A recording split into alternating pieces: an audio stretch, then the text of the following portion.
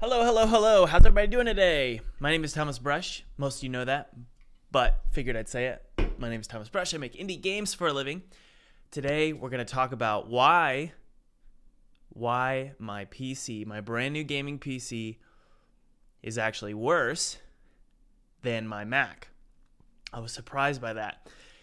And the answer, really quick, just so I don't get a lot of hate in the chat, the answer is because I'm an idiot. And we'll talk about why I'm an idiot and how you guys helped me yesterday, because it's now currently way better than my Mac. It was way worse, and now it's way better, and we're going to talk about, obviously, why that is, because I'm sure you're curious. Really quick, guys, I want to let you know something. There are just 3 days left for the full-time game dev massive online course. Thomas, why should we listen to you if you can't even get your PC working? Well, the answer is because even though, this is important, even though I'm not the smartest person, somehow I make games full-time. Somehow I've released games on pretty much every platform. So for those of you who are watching who are thinking, man, Thomas is kind of dumb after yesterday's live stream. He can't even figure out how to get a PC working. Then you should be encouraged, because here I am making indie games full-time, releasing games on every platform, running 2 businesses. Somehow I do it, and I'm going to teach you how to do it. This is a 30-hour course. There are only just a few, I think 40-some seats available, 52 seats available. So it's 50% off. You're also going to get my brand new course, Stream My Game. It's all about how you can get streamers to stream your game. You can incentivize people to play your games. And I've actually done this with Jacksepticeye, MatPat, a lot of YouTubers. So be sure to click below, join over 2,500 students worldwide. You're going to learn how to make games, but you're going to learn how to market them, work with publishers, get publishers to fund your demo, that kind of stuff. Really cool. So let's go ahead and get started.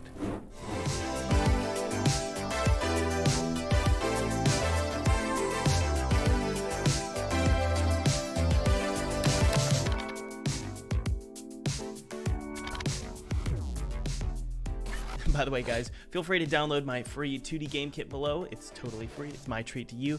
I used this exact 2D game kit to make a game for PewDiePie in 14 days, and then I got to play it in front of his subscribers, which was really awesome. So download that. Use it however you want. It's my treat to you. Yeah. Okay. All right, guys, so here's what happened. Here's why my PC is worse than my Mac. The reason why is because, like I said, I'm dumb. When I got new RAM, I just slammed it in there.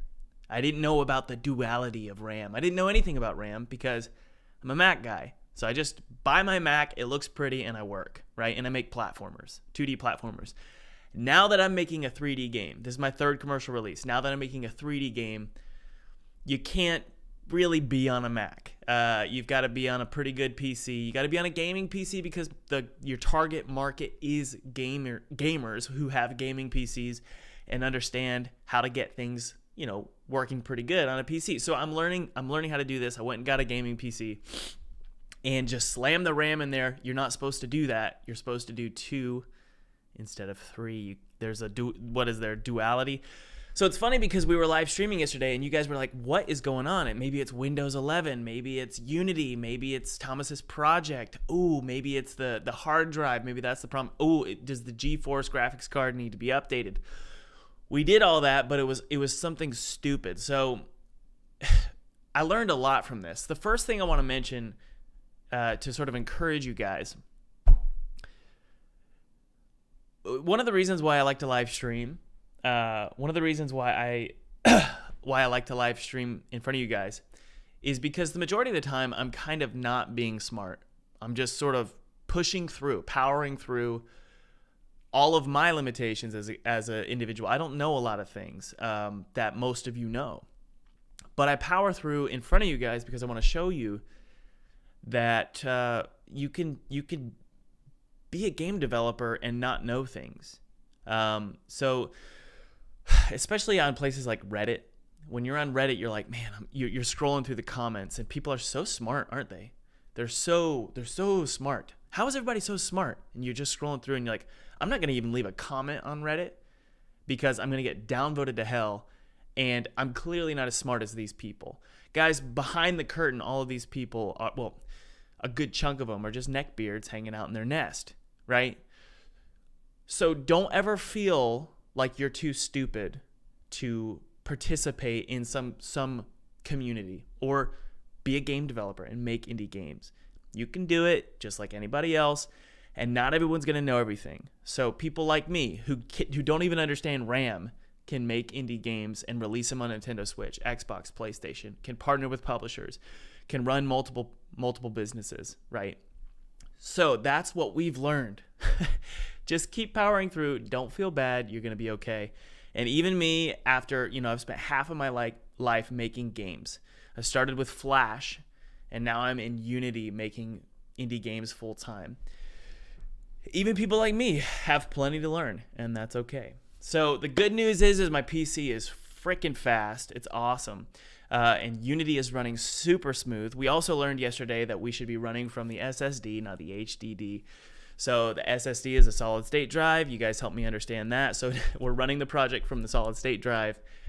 I didn't know that I didn't have 2 solid state drives. I thought I had 2, and I didn't.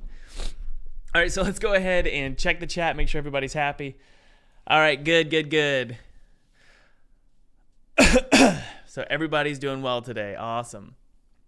Yeah, apparently I bought and that's something else I've learned is you could build your own gaming PC, and that's probably ideal, but if you're me and you just want to get to work and get going, I just bought a pre-build, and it has an HDD on it. So anyway, something I've learned too, one final thing is there's so many opinions. I like to hang out in the fitness community on Instagram because I really like exercise and weightlifting and stuff. And it's a very similar vibe. It's like, oh, you should have this and you should do that and you should do this and why are you doing that? And of course there's right answers and wrong answers, but at the end of the day, I don't really care. I just want to get things done. If yesterday was the roughest it's going to be because of my lack of knowledge, which is you have a bad day and you have to figure out what the hell's going on, the rest of the year, 2022, is probably going to be pretty decent. And I'm using a pre-build, so I don't really care. So let's go ahead and get started, guys. Let's go. All right, so let's open up Unity here and go ahead and get started. So what we're going to be working on today, let's just run on into this room here. I believe everything here is good. Okay, so this is the cafeteria. The baked light maps aren't perfect. It's because they're 8 texels, not 10.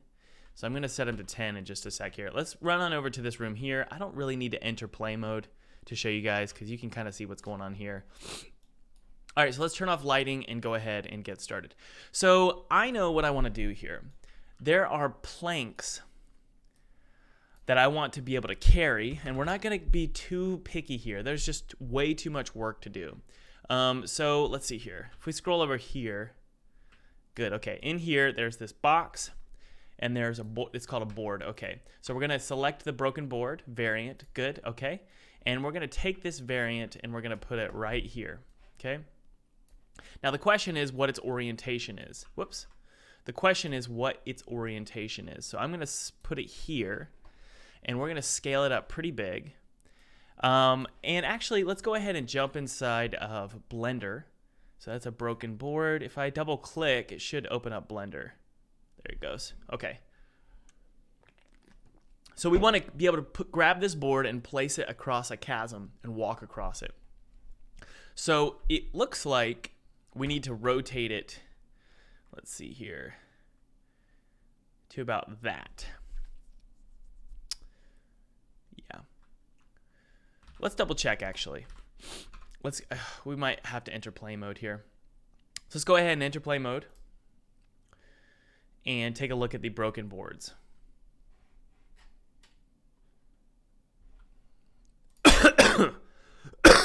Excuse me, guys. By the way, I'm recovering from COVID. I got that Omicron. It really wasn't bad. It wasn't bad at all. It just lasts a long time. It stays in your system forever. But I'm good. Just needed some rest. Okay, so let's actually go find one of the boxes and take a look and see. See how it's running pretty fast? And by the way, I built a system yesterday. You press tab, it shows you the frame rate, and then tab, close it. So it's running at about 54 in the editor, which isn't bad at all. It's more than manageable.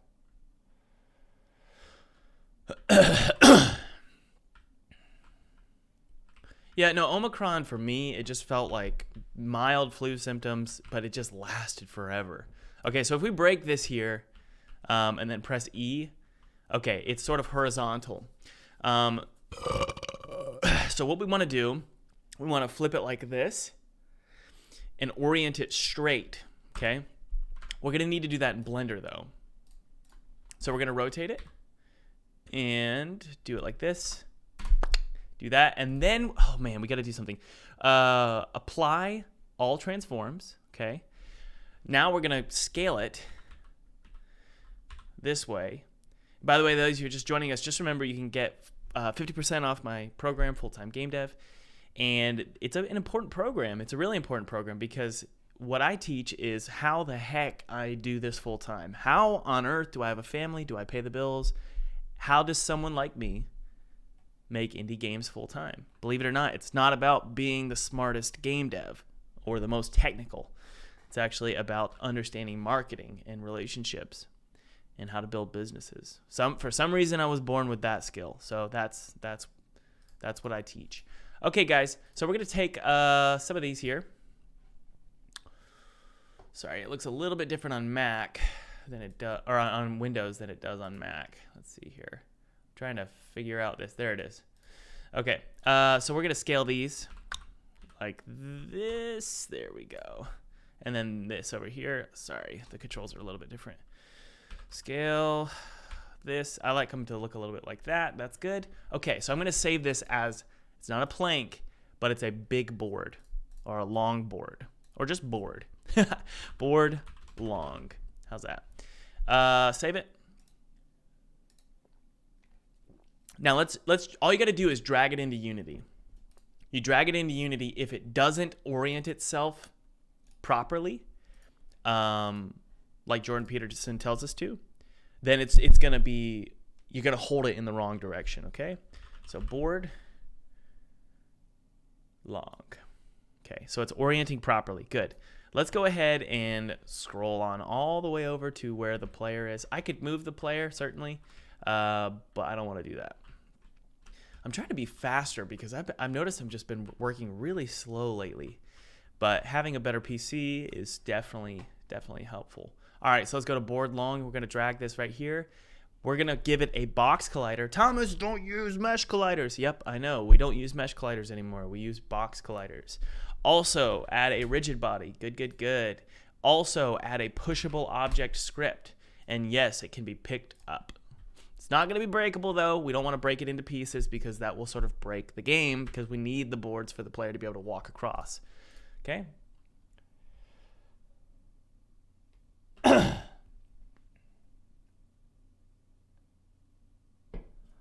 All right. Let's go and take a look. Hey, buddy, they won. Hey. Okay, so that's where it's oriented. Not good. Okay. So this is just a Unity or a Blender orientation issue. Okay, so currently, if it sets to 0, that's what it does, right? See how the rotation is set to -90? So we need to set the X rotation to -9. This is so stupid with Blender. I hate it. Rotation X +90.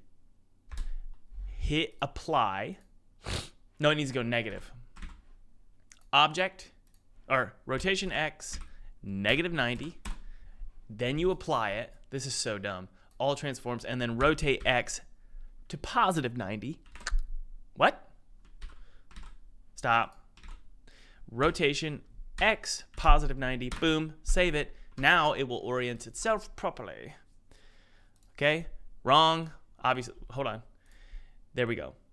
Board long. There it is. Okay, let's wait. Yeah, we'll just add everything again. Pushable object can be picked up. Yes, yes. Box collider. Yes, yes. And a rigid body. Sorry, I have a new keyboard too, so the keys are not exactly what I remember my old keyboard. So I'm just making a little bit more mistakes than usual. It feels like I got a new girlfriend, and so it's like you tiptoe around different things than you're used to.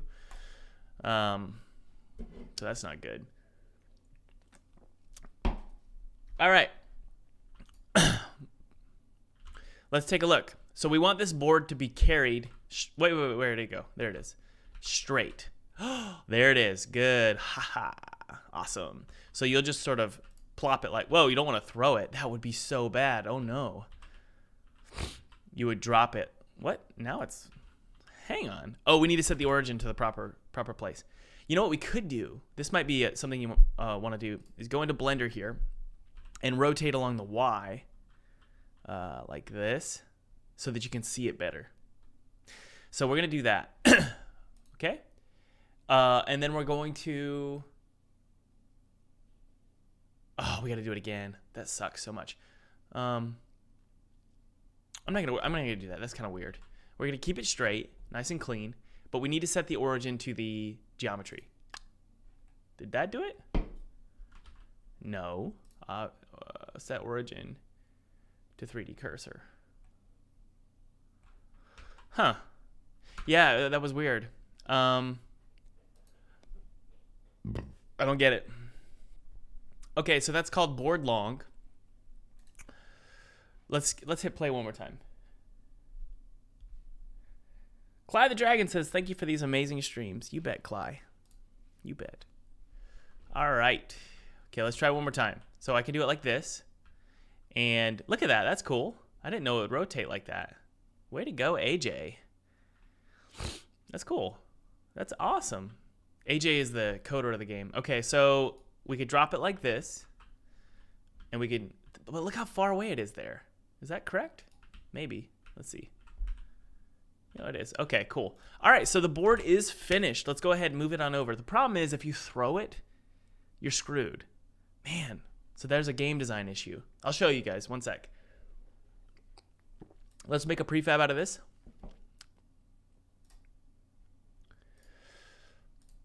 Okay. There's my prefab folder. Go to Father. And it's going to be in Furniture. Objects. Objects is fine. Okay? It's going to be a prefab variant. So there it is. Okay, let's move on into that room, guys. And I might make it a little bit bigger, actually, to be completely honest. So if we go into this room here, look, now we have these spike pits. So we need these boards to be able to walk across. The problem is, if you throw that board across there, you're screwed. So it might be that I just need a bunch of boards in here, and if you lose all of them, just restart the level. My goodness, you suck, you know? So let's drag the...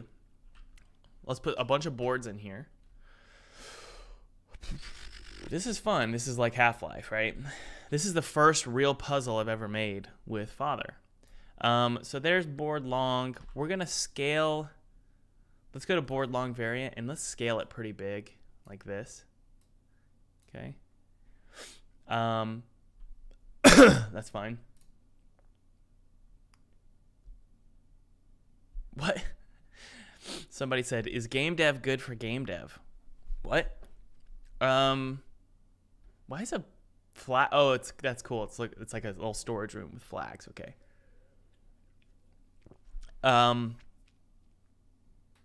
go to board long. There we go. Board long variant.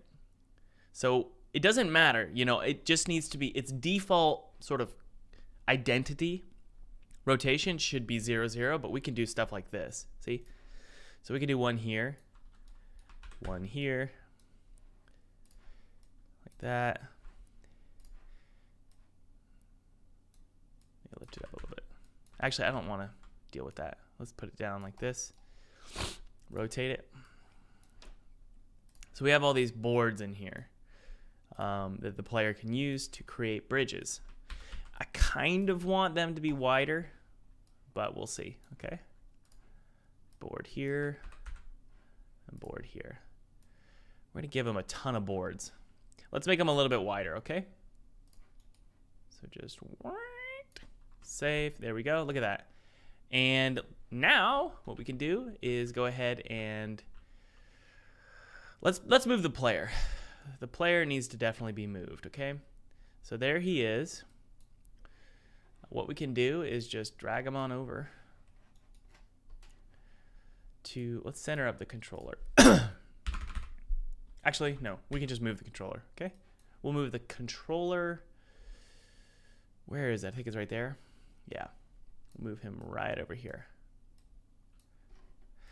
How do I move, like with a hotkey, how do I move a character's position into a room, you know?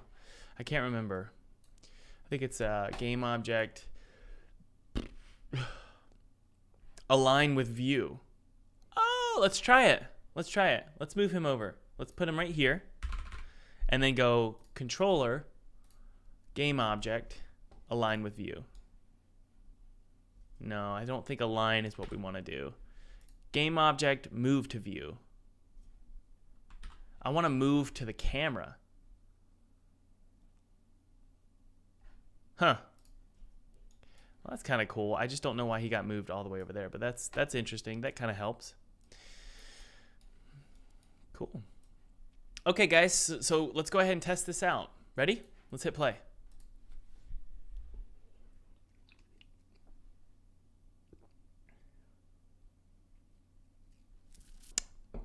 Well, that didn't do it. What the heck? Why did it move? It's right here, and then it just moved over. I think that has to do with something going on with the script. I think I need a... Huh. That is so weird. I'm not sure why that happened. Crap. It's funny. I've never had this issue before. Oh well. Let's go ahead and just run on in and take a look. It's really, this kind of stuff we just need to test really quick. Let's turn on a flashlight. Okay, if we go in this room here, then drop on down, then go into our little, sorry, it needs to render some of the shaders. Little cave, or whatever you call it. Going in here, and go down. Sorry, there needs to be a faster way to get to this place. Why did it change the position of my controller like that? Okay. All right, so let's take a look. All right. So we have these boards here. And then you just open up the door. Good. Wow, it's really far away. What? Here, let's see if we can change that.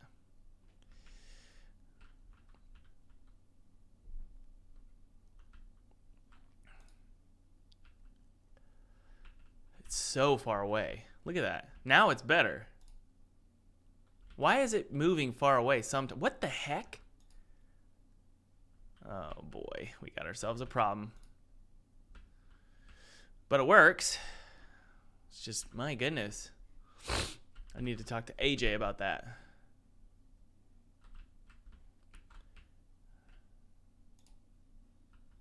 But it works, you know? So let's go build, well, there you go, and then you die. Okay, so it works fine. I'll see what I can do. But that's good enough for me. So that works. The next thing on my list of things to do is we're going to take that same board and we're going to make it breakable. So what we can do is just drag in this board long variant. And this is more of a, this is definitely changing the mechanics of the game randomly. But I don't, what I'm saying is I don't want these boards to be breakable, because if they're breakable, then you're screwed. You can't get across the spike pit.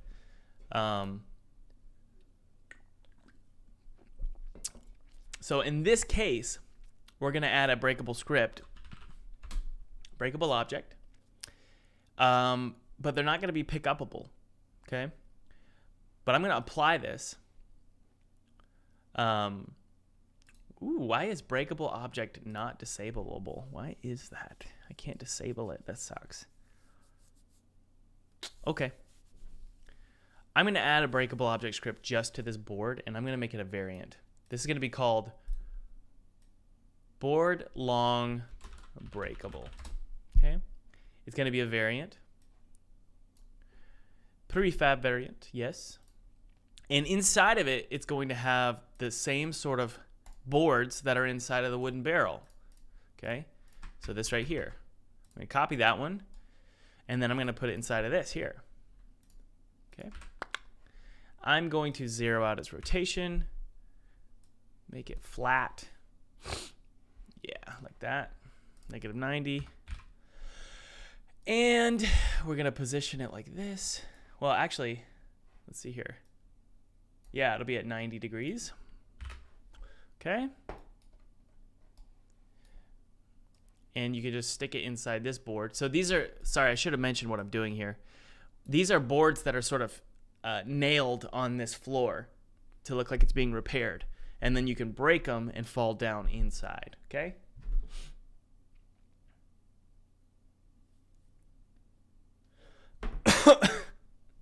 Gordon, I just got your signal message. Of course, I can't say it right now, but that is pretty devastating. My goodness. Okay, so we've got, there we go. We're going to just position them, two of them right here, okay? Does that make sense? So these are going to appear after we break the boards. So copy that, paste. There we go. So we've got these two breakable boards. I'm going to create a new empty game object. Actually, we're going to put it right here. We're going to zero it out. Zero out everything. I should have done that. I shouldn't have made it a child. And then set them to 1, 1, 1. Okay? Now what we're going to do is take these broken boards, put them there. Put them there. And then we're going to call this boards.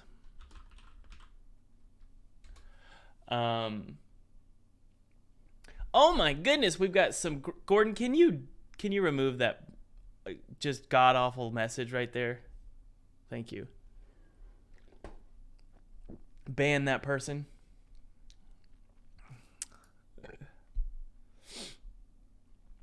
I love those emojis. Wow, so creative. Pepe, welcome Pepe. Come on in, buddy. Okay, so here's what we do, guys. We have this breakable variant. It's going to have health of like 20. Every time you hit, it goes down by 10. And it's going to activate the boards when you kill it. It's going to deactivate this mesh when you kill it. It's going to remove this box collider when you kill it. Its rigid body is kinematic, okay? And I don't want it to be able to be picked up. And I don't want it to be pushable. Got it? All right. Okay, so let's go ahead and place these all over, okay? Pretty sure this is going to work. I could be wrong, but let's see here. All right, so it's going to look like they're sort of patching up the floor, right? So if you've ever seen this kind of stuff in Half-Life, well, I think this is one way of doing it. So we'll see if this works, guys. Let's just create a patchy floor. Not Apache, but a patchy.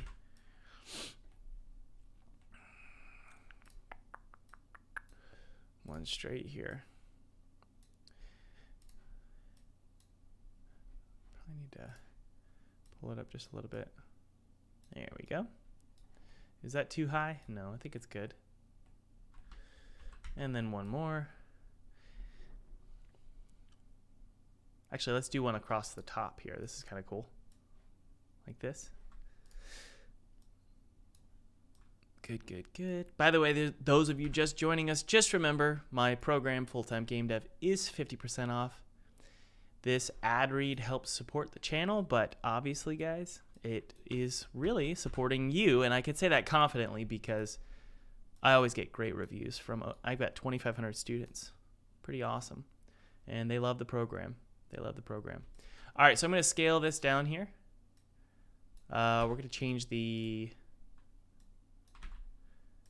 pivot to the center. There we go. It's really this one that's bothering me here. Wait. Let's see here. We're going to pull this down all the way. Yeah. Okay, there we go. Let's get it cleaned up here. Select that, select that, select that, and select that. And I'm going to make them smaller. They're just a little too big. And then these, same thing.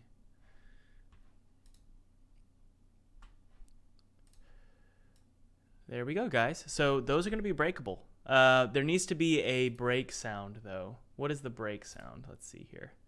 Oh, no. There we go. Let's go to this one. There we go. Okay, let's go to the breakable sound. The death sound is going to be the box break sound. Pull that in, and that should apply to all of these. All right, guys, you ready to test this out? Let's test it out and see what it looks like. Really quick, let's turn on the lighting. Usually helps us. And then turn off the gizmos. Okay, good. Yeah, it looks a little weird right there, so let's pull them up. They need to look like they're resting on. There we go. This one is a little high. Okay. So we could probably move this one over. Just rotate it a little bit. And then move it over. And then this one, we can move over now and pull over that way and then down. Just like this. There we go. Okay. Awesome. It really needs a normal map. It's driving me nuts. Sweet. Awesome. This is going to be fun to break. Let's hit play.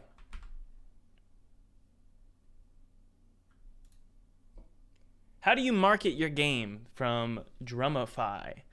That's a good question. That's actually my specialty. How to market yourself and how to market your games.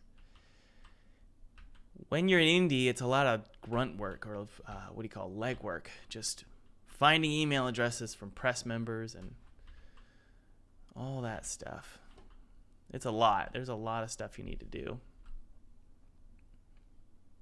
All right, let's go to this here. Yeah, you spend like 2 months finding 200 email addresses for the press. So I can't grab them, but I can break them. Cool. Awesome. That's fun. Woo! Fun! Awesome. Way to go, Thomas. Really good, buddy. Okay. That's fun. So we got the floor breakable, which is part of the game design document or the level design document. So that's good. That's good to go. Add breakable boards in storage area. Good. Add planks to storage area to walk on. Good. I really need to ask AJ about this. The distance is changing, which is really strange. I don't think I want spikes. I think it should rather be... but the spikes need to kill the player. Yeah.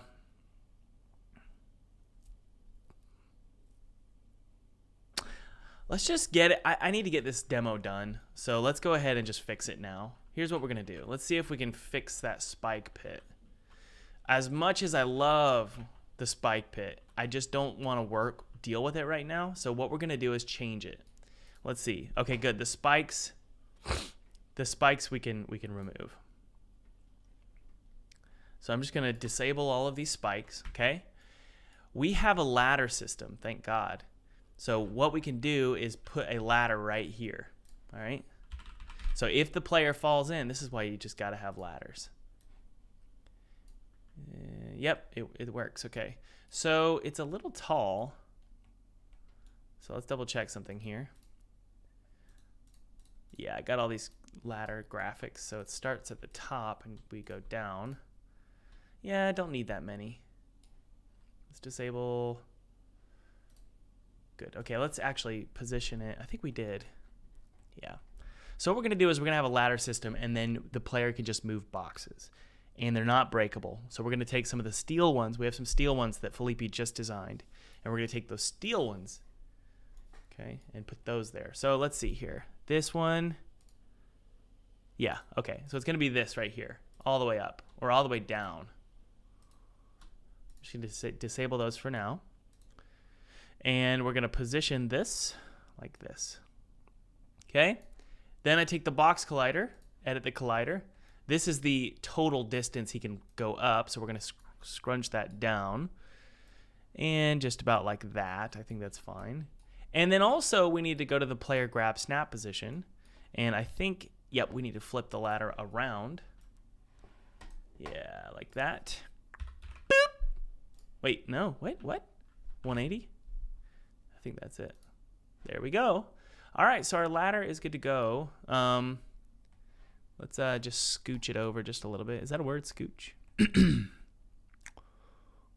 All right. So there's our ladder, and we'll just put it right here. That is, I'm going to call this ladder short and just make a variant out of it, just so we can use it over and over again. Okay. I think, and the reason why I'm doing that is because I'm going to paste it over here. And by the way, I'm doing a big project. When I'm done designing something, then I'll actually clean up the level. Right now, I'm just adding game objects and stuff. So this is going to be 0, I believe. No. How about... There we go, like that. So that'll be, what is it, 270? Yeah, we'll clean up the project after a bit here. Okay, I think that should do it, my friends. Scooch is a word. Scooch isn't a word. What?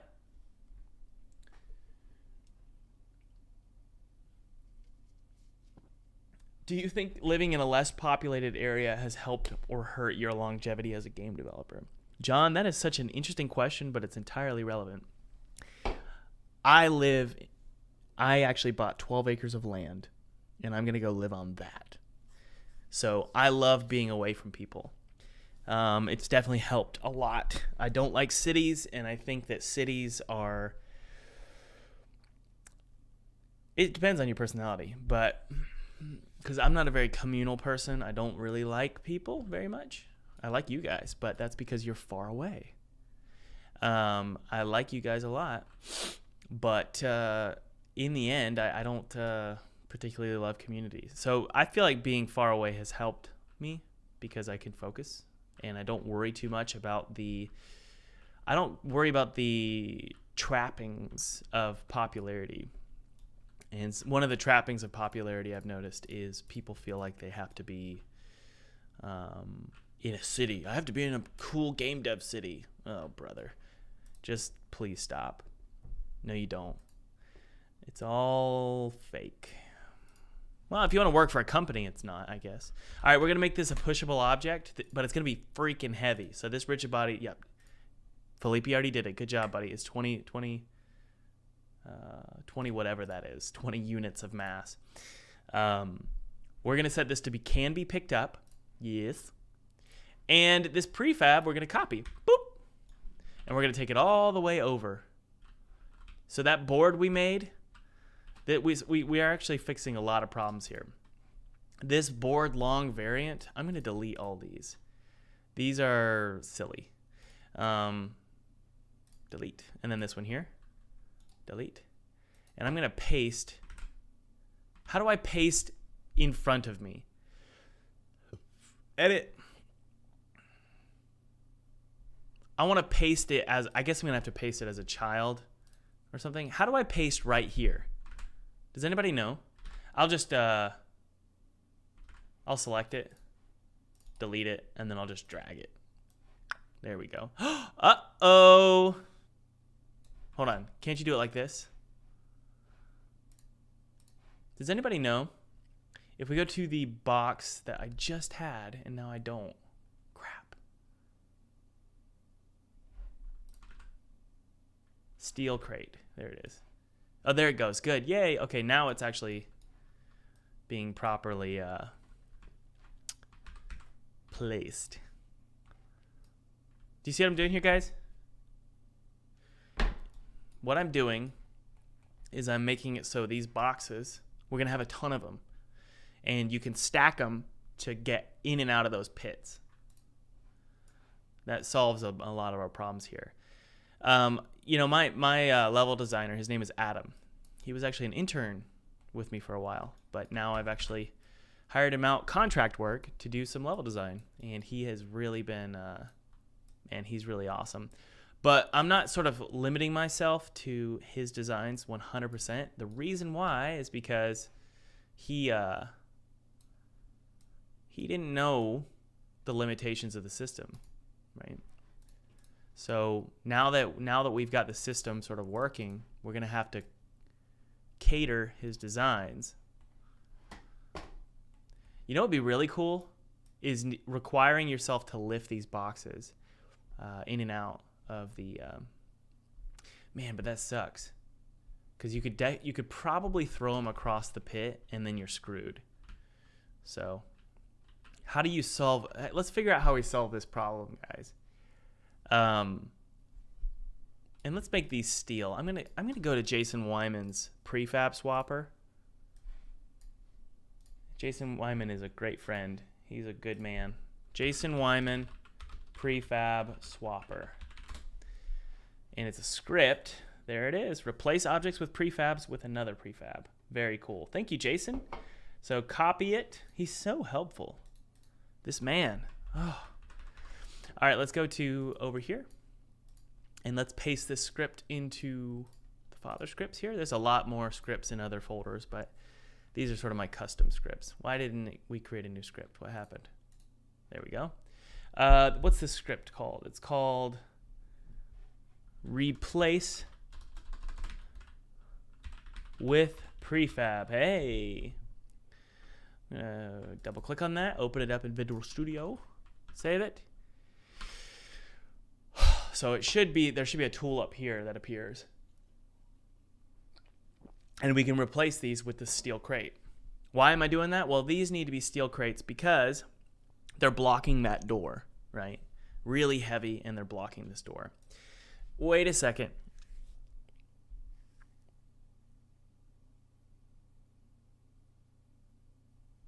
It really should be done with the gravity gun, so I'm not going to replace these, but I needed that script anyway. So let's figure out the solution to this problem here. First things first, I'm tired of running all the way over here, so what we need to do is figure out how to position our character, because for some reason he's not. Why is that happening? Let's see here. Let's type spawn. No. For some reason, about a month ago or 2 weeks ago, something changed in the project, and I can't move. Whoa. I can't move the FPS controller, so he's all the way over there. Why are you all the way over there? I think I need to move the entire FPS controller, not the controller himself. Yeah. Okay, so I want to move the FPS controller object. I want to move. Where are you, buddy? Oh, you're way over here. We're going to bring him all the way over to this little closet. Man. So if I hit play, what happens?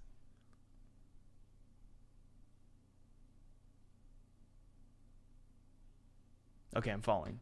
Nope. What? Why do I appear down here? There's something going on with the spawn position. Let's figure this out really quick, guys. Controller.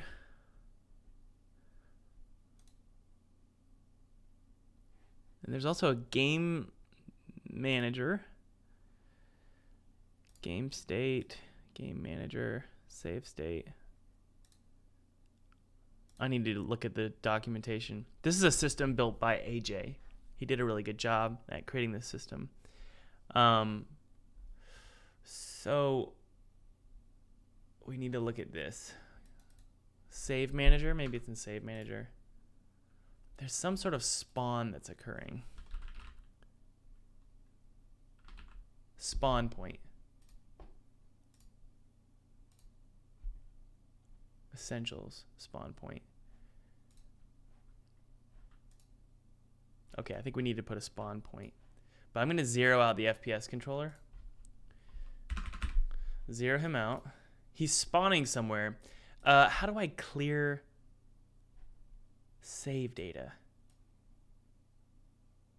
That's another question.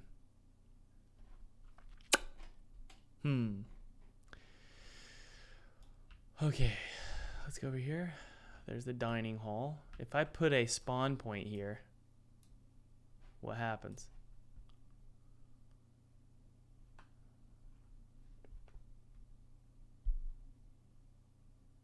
Nope. Man, I don't know. Oh well, let's go and test.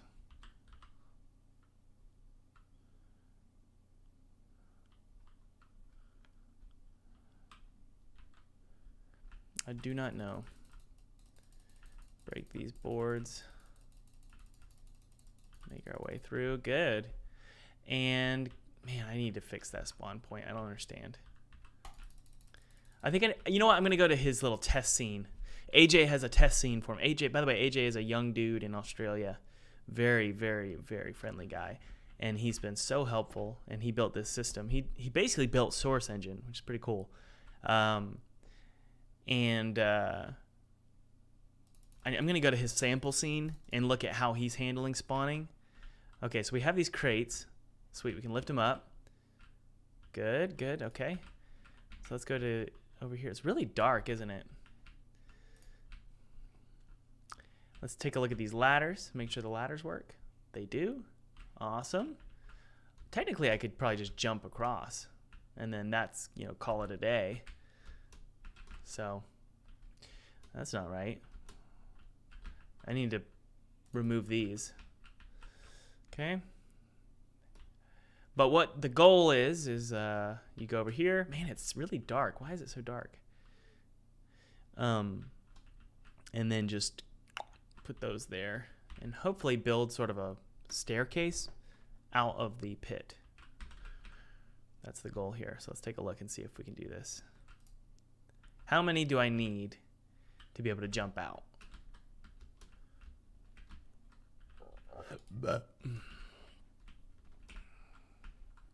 Maybe I can just make them really big.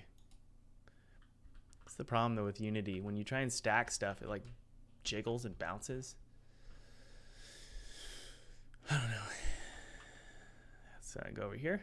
Do one more. Why is it so dark all of a sudden? Let's increase my flashlight. So let's do that really quick. Flashlight. How much brighter can we make this? 113? Yeah, I think I know what's going on. Okay. Okay. Oh, good. It stacks properly. Sweet. Hey, that's fun. I really like that. That's a fun puzzle. So what we want to do is increase the flashlight to like 100 for one. Yeah, let's do that for now. And the next thing we want to do is go on over to that spike pit. Why am I in the school all of a sudden? That's crazy. Going over to the spike pit. Whoa, I'm lost. Okay. It's incredibly disorienting. I'm lost again. Wait, where am I? There we go. I'm here. Disable this and disable this. Yep, there we go. And now they can't jump across. Now the question is, can they walk on those? I feel like we need to disable that too. Yeah, we're gonna disable that. So now you'll be able to walk across that. I don't really know what the point of that is, to be honest. It's just jumping. It's just a jump puzzle. But this is a puzzle, right? So we can definitely remove that. And then we'll copy this. How do I... let's see here. If I hold X, how do I turn on snapping? I think that did it. Didn't Felipe do such a good job? Oh, there we go. He did such a good job laying out these levels.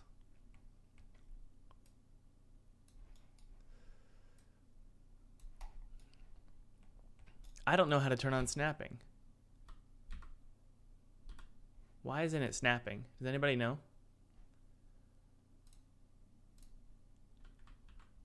It just doesn't snap.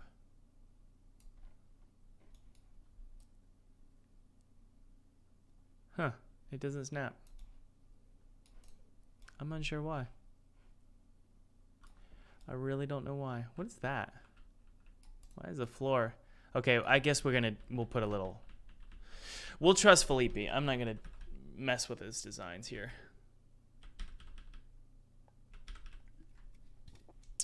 This right here, though, I don't want any confusion there. Well, we'll probably be okay. It's fine. We'll put it like that. And one over there as well. It's kind of weird. That's funny. It's like repairing the floor. Okay, guys, we're good to go there. If the player throws it across, I think they can probably grab it. Maybe not, man. That's why we'll just have a lot of these. We're gonna have like, how about 6? Just in case. All right, there we go. So got plenty of barrels in here. We'll delete one. Or plenty of crates in there, so that's good. The next thing on my list, now that we got that done, let me check on the chat, make sure you guys are happy.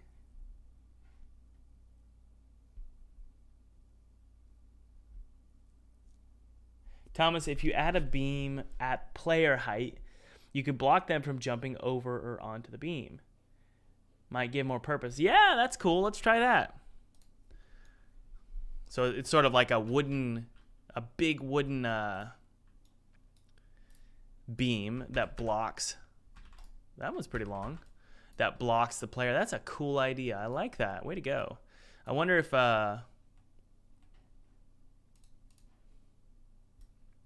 so you're saying something like this. They have to crouch underneath it. And we do have crouching, so that'll definitely be something we can do. So it's like a big old thick wooden beam. That's a cool idea. I feel like it might.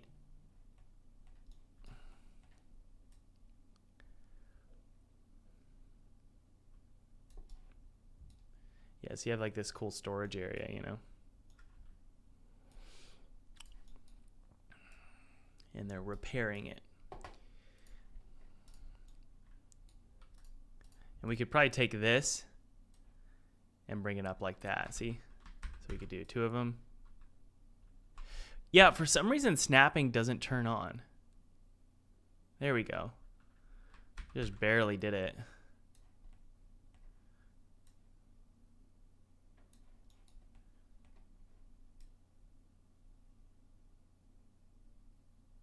There we go. So you could do something like that. It's sort of being repaired, you know?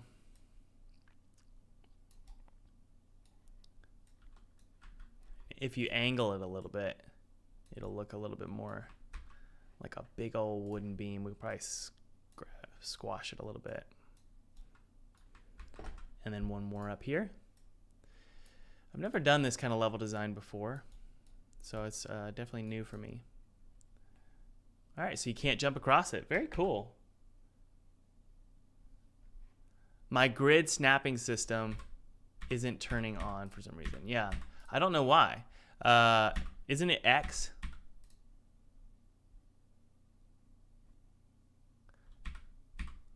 What?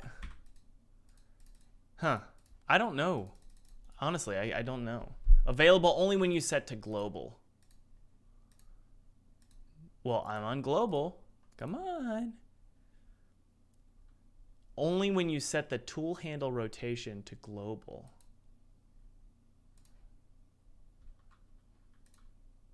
Okay. Turn it on now. There we go. Okay.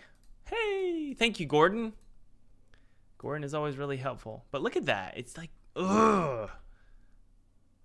It doesn't snap properly. I think it's my units. Grid size. I don't want to snap to a grid. I want to snap to vertex. How do you turn on vertex snapping?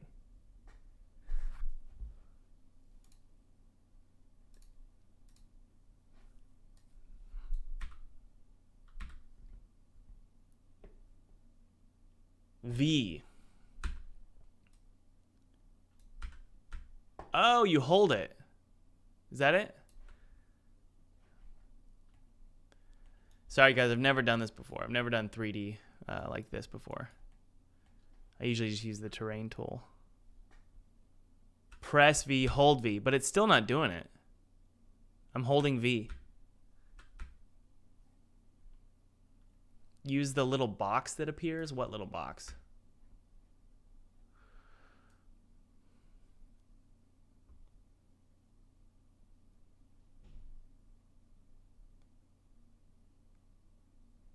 Hold V and drag to the corner.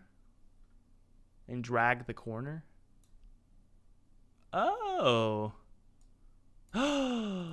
Very cool. Thank you so much. Thank you. Alien Pope. Very, very helpful. Cool. Awesome. Thanks, guys. I really, really find that helpful.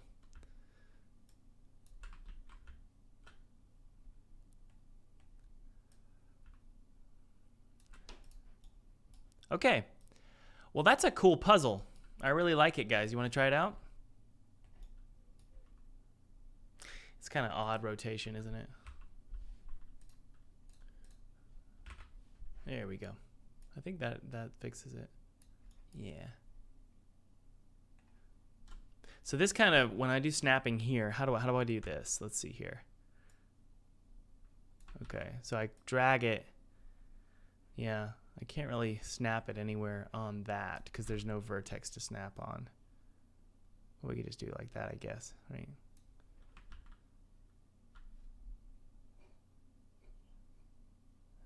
All right, guys. So that's a really cool puzzle. I like that a lot. So we could teach crouching. Well, we already taught crouching, but that's great. I really, really like this. Also, what this means, interestingly enough, is we can't throw the box across the way. So I think that's a great way to handle this. So what I'm going to do, I'm going to consider this for, let's test it out first, but I'm going to consider it for both sides as well. So you can't throw the box across.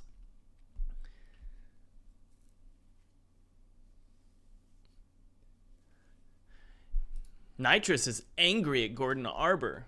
Nitrous. I'm just kidding. All right, let's run on up. Test this out. Flashlight is so much better. It was really dark. There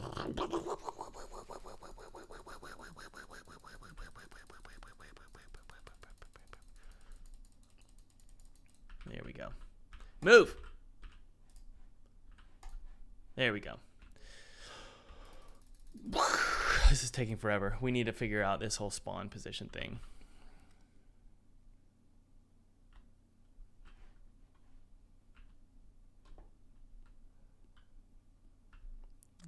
My goodness, I need to figure out how to set spawn positions. We'll do that in just a sec, guys. Okay. All right, so we got our boxes here. Pretty cool. And we got this pit. If we fall into the pit, no big deal. You just go back up on the ladder. Cool. Can I sprint across? That's the question.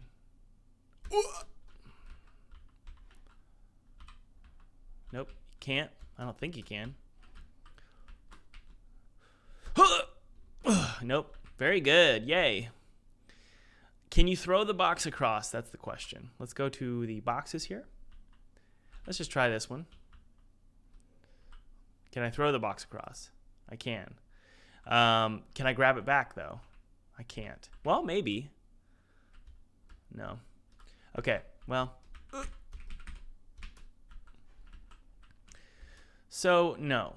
I can't. So I need to really probably have a wooden sort of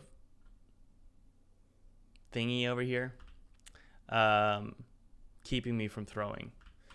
But let's test it out here. If I throw this metal one in here, it can't break the metal ones, right? So you really need to make this foolproof, which sucks. I hate doing that.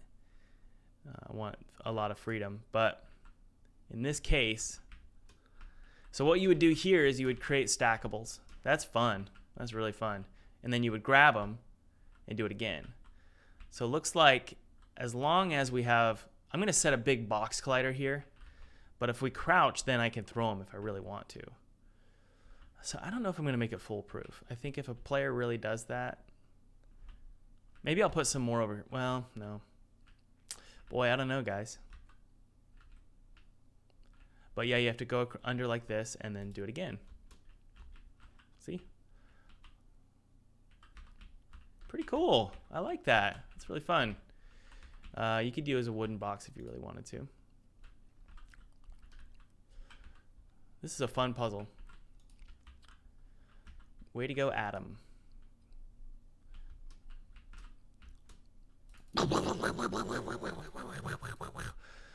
All right. Can open the door and we're back where we started. Right? Cool. Well, well, well.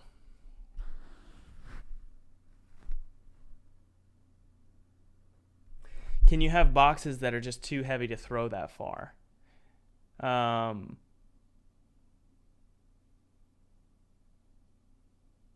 Thomas, if you have a player prefab is being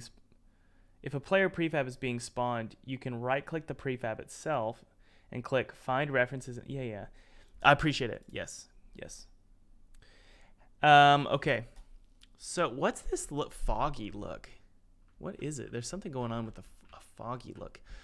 So I think that what I'm going to do is I'm going to create these little panels here, little sections that prevent the player.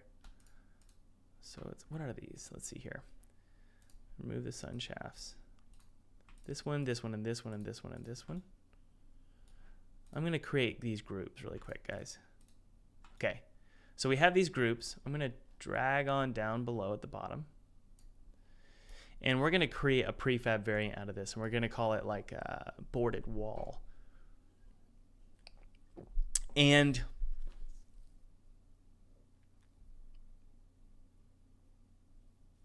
you're going to be unable to... I think the smart move here is to do this over here. And have it so there's just a little slot that the player has to jump through. And in fact, I would argue it should be breakables. It should be breakables that you have to break through with your axe in order for it to even work. That way, they create a stackable and then they have to break through it. Otherwise, they can just throw the boxes across and they're screwed. You know? So let's make it work, guys. Let's make it work.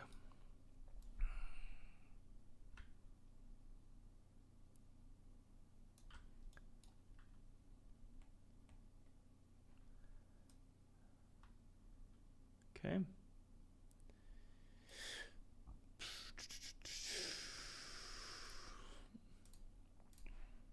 Okay, we're going to call this wood beam wall barrier.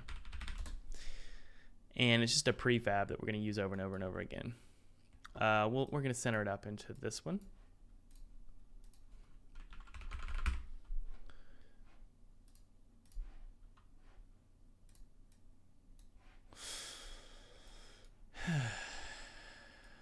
Something like this.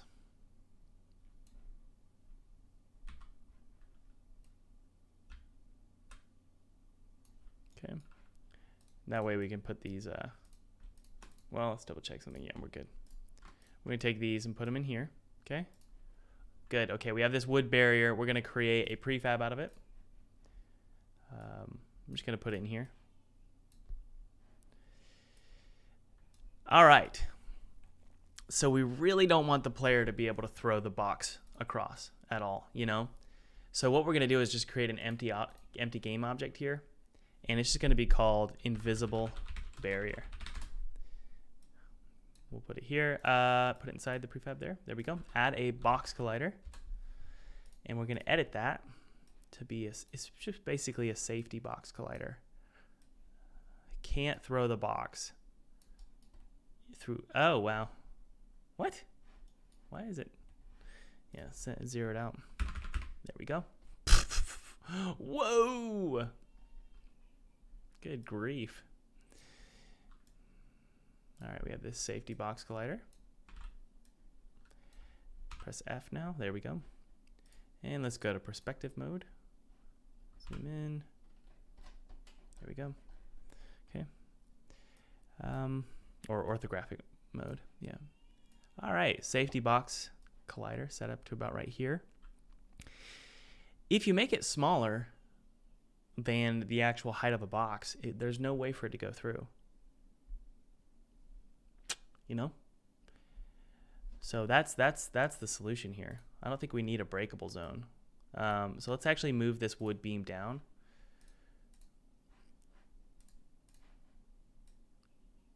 Turn off snapping. There we go. And this here. See what I'm doing? Hopefully this is going to work, guys. And also these here need to be positioned properly. Yeah, it's not as precise as I would like. And then, okay. So that's the theory. That's the theory. You cannot throw a box across, but you can crouch and get through, right? That's great.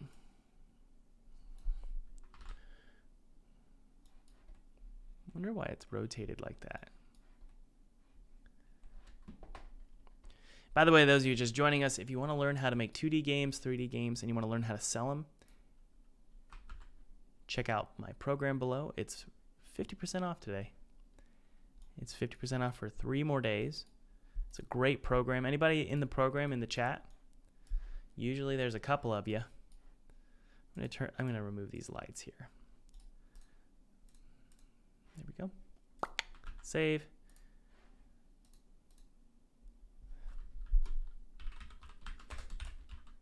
Sorry, I need to message Felipe, who is working today on a 3D program for full-time game dev.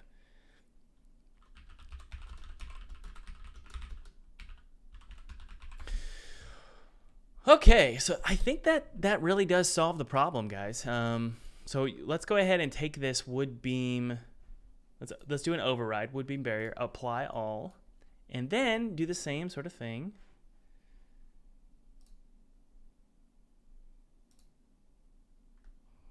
Mini Tom, thank you. That means a lot. No, I think they're gonna know they can crouch. What do you guys think? Do we think the player knows that they can crouch? We shall test it out and take a look. Ooh, that's gross. This right here, we need to move that over. I don't like it. Or, you know, I don't care, whatever. This one needs to rotate. That's what it, yeah. We need to set that rotation to, what, this? No, is it this? Yeah. So let's fix that really quick. 90 degrees. Move it forward. And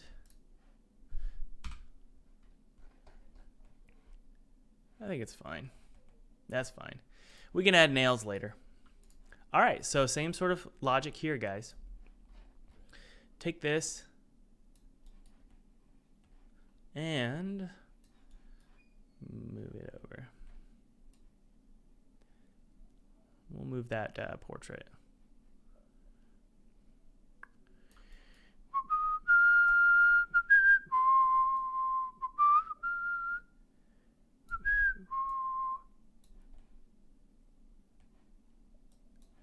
All right, just remove the portrait. And you might be right. So I think what we can do here, yeah, you might be right. You might be right. So instead, what we'll do is just position each plank to be less, where the F is it? There we go. We'll rotate it like this, -90. like that. And I believe the crouch height is enough. Yeah. And that should do it. That should do it. But maybe rotate it just a tad, just to make it look like it's more of a safety precaution. Yeah, let's save that out and test it out. I'm sorry, guys. We're going to have to go through this whole thing. We're going to have to hit play and walk through the whole thing to test it out because I can't figure out why. That doesn't look very pretty, does it?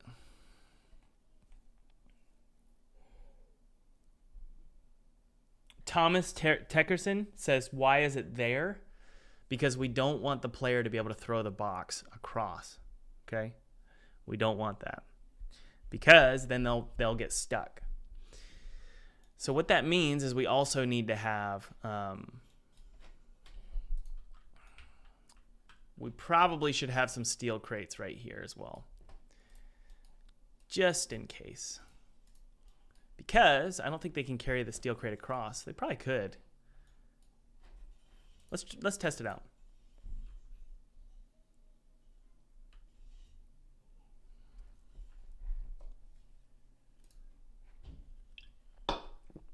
All right.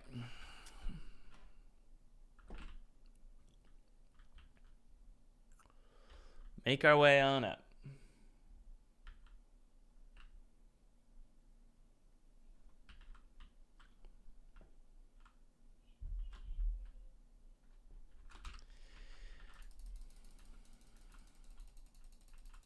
Yeah, I might make a subtle difference between the types of wood. I think that's a good idea. Maybe I'll make the boards metal or stone, or I don't know. I'm not quite sure. Almost there, almost there. Once we've finished up this puzzle, we can move on to the next thing we're working on today. All right. So let's take a look, see. Looks decent. So that's good. Let's go ahead and try it out. Good. Can't throw the boards across or the boxes across. That's good. I need to update my culling, by the way. Okay, good. I don't think I can crouch under that. Let's see here. No, I can crouch lower than a box. So let's we'll test it out. Maybe we can. Just fine-tuning these puzzles is so time-consuming.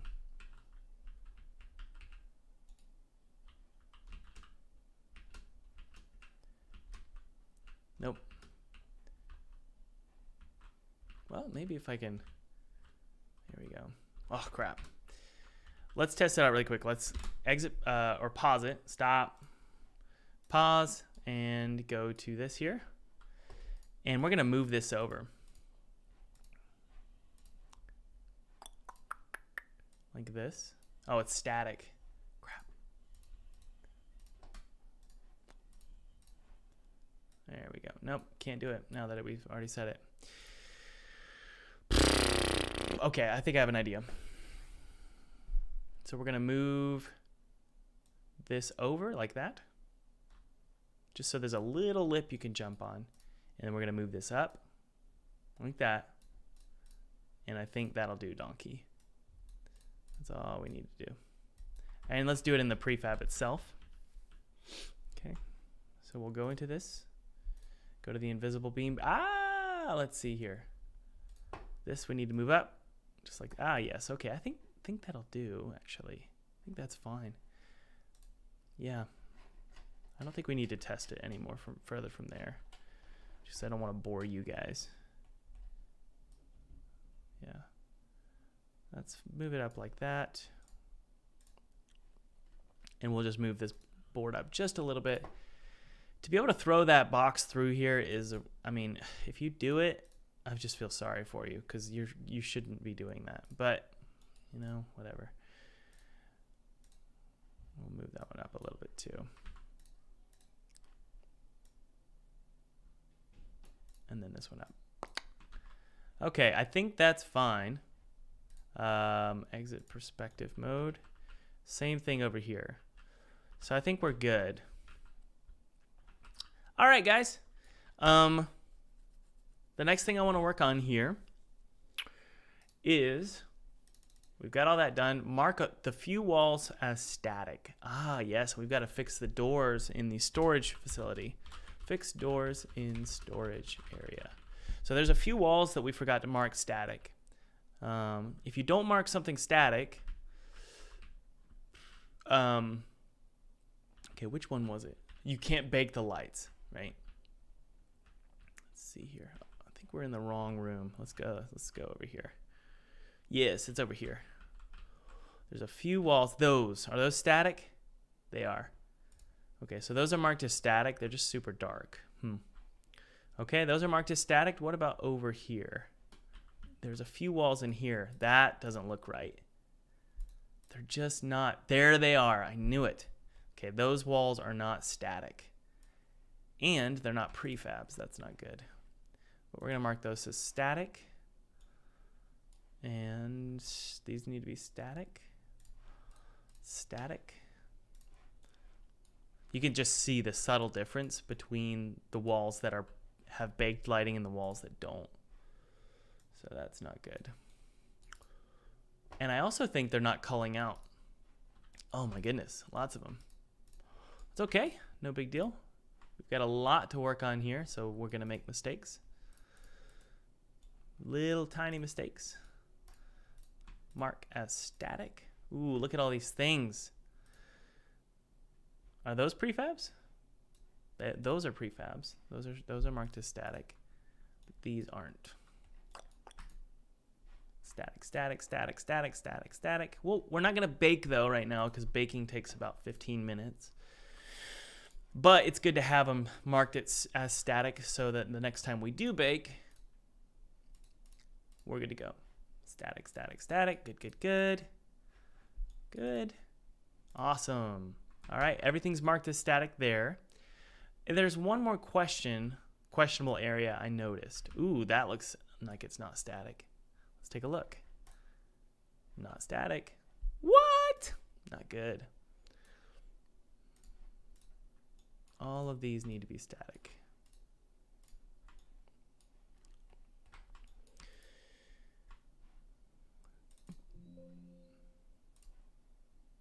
No. We don't want to do that. We don't want to mark the door as static. Okay, this needs to be static as well. Did the camera die? Oh, I'm sorry, guys. La camera is dead. Oh well. We're going to turn that off for now, and I'll have to work on the battery tomorrow. What I mean is charge it. That's what I mean. I know I'm gonna tinker with the battery. So that's good. Mark all those as static. Mark this buddy as static. Those are all good. And there was one more problem area. I believe, use your brain, Thomas. Where is it? It's way up here. Yeah. There it is. Are you static? Let's take a look. You are. You're good. Okay.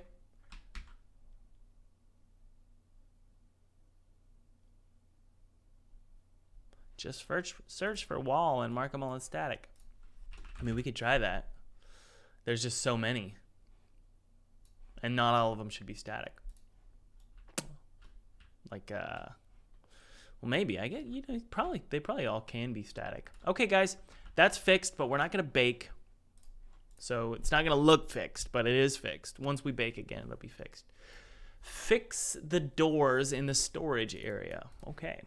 So we have multiple kinds of doors, and so Felipe has designed a new door for us. These are so dark. I feel like they should be a little bit lighter. Let me take a look.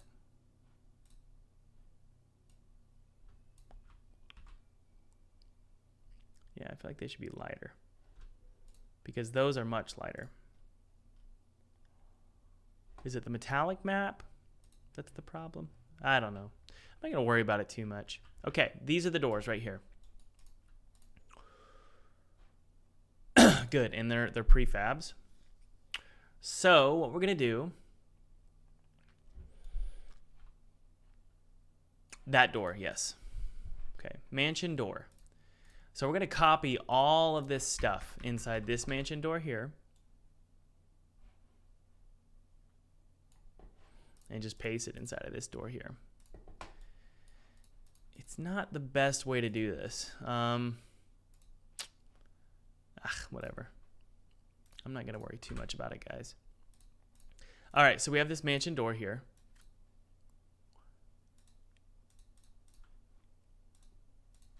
Yes, we take all this, pull it out, delete. Wait, no, we'll zero it out first.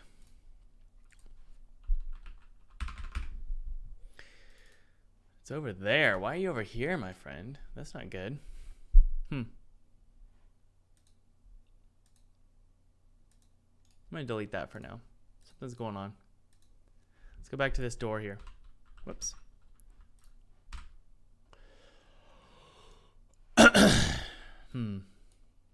Can we swap that? Using prefab swapper? With that? Let's see here. Yeah, we probably can. Yeah. If we select this, there it is. What happens if I swap it? Replace with prefab. And I believe it is this one. It doesn't work. Huh. That's strange. Good thing it was saved. Par for the course, honestly. No big deal. No, Unity, I'm not going to report a bug. You guys get mad when we report bugs. I was on the forums yesterday, and they were so pissy. Well, if you would just read the documentation, you would see.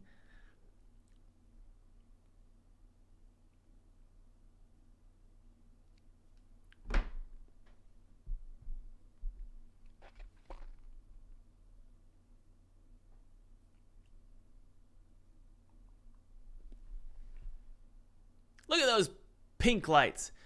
All right, I think it was saved, right? Whatever, I don't even want to look. You know? I actually don't remember if I saved it. And I wanted to fix these barrels. There was a few issues with these barrels. Let's see here. Oh, no, it's saved. Well, no, it's not. Hold on.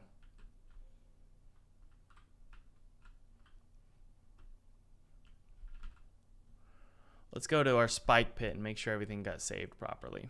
There they are. There it is. Good.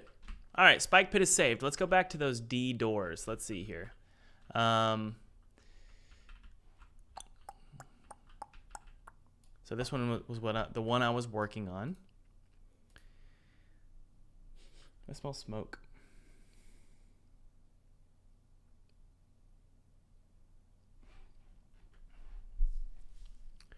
Rough door, frame, door. All right, so what we want to do, it's just got an issue. It's strange, but you don't want to mess with it. There's an issue with the positioning of this door. If we select it and then zero it out, does that fix the problem? It might. Okay. Good, okay. So it's zeroed out. That's good. If I take this door here and go to the door and then zero that, whoopsie. Okay. What I'm trying to do here, yes, the frame itself needs to be marked as static. You can see a color difference. See the color difference, guys? There's a color difference. That's because the frame needs to be set to static. This also needs to be set to static. That is, okay, good. All right, so what I'm trying to do here is if we can replace this door with this door, what that means is we can create a variant of this door with the new meshes and then just replace all these doors. That's what I want to do. So let's select this. For some reason, replace with prefab is coming up with some weird results here. Replace. Yeah, it's gone. Why the okay. That's the theory. The theory is if I hold V and then go down here and just snap, we should see it working just fine.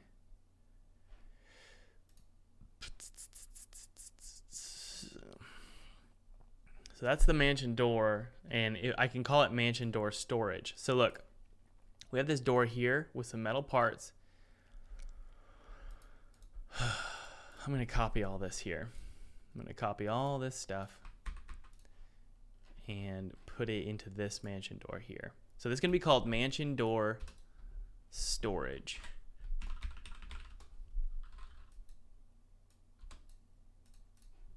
Okay. Select it, and then I'm going to create a prefab variant. Okay. So we're going to open this up.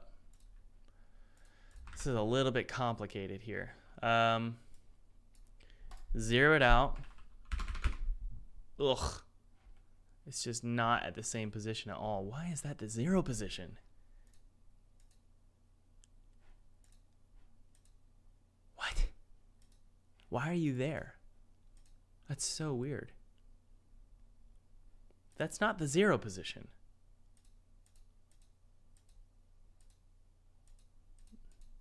Why? Door direction?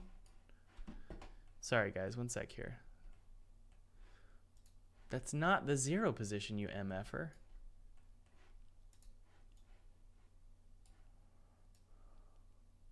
Okay, well first off, let's go to this frame here.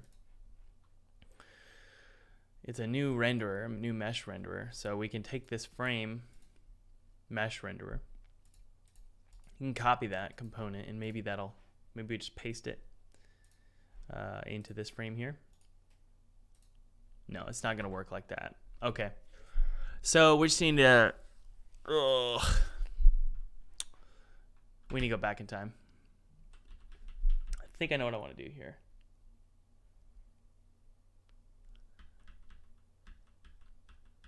Okay, we're gonna go back in time. Hold on.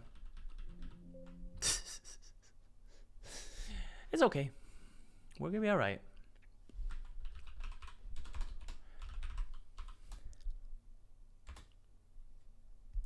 We shall be all right.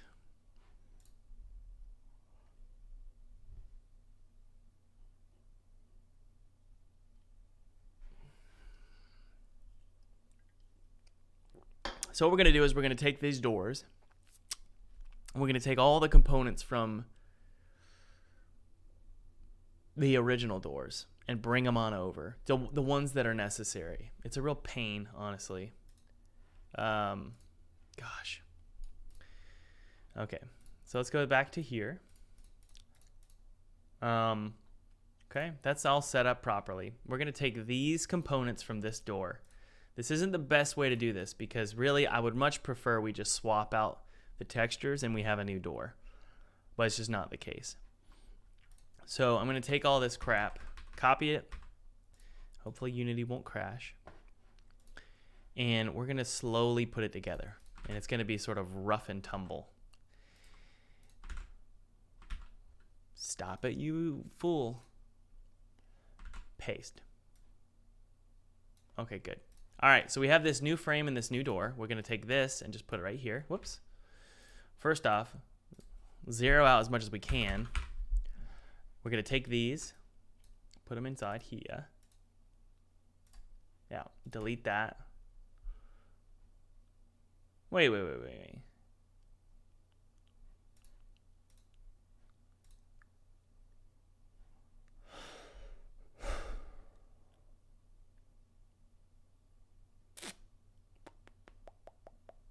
take this door script.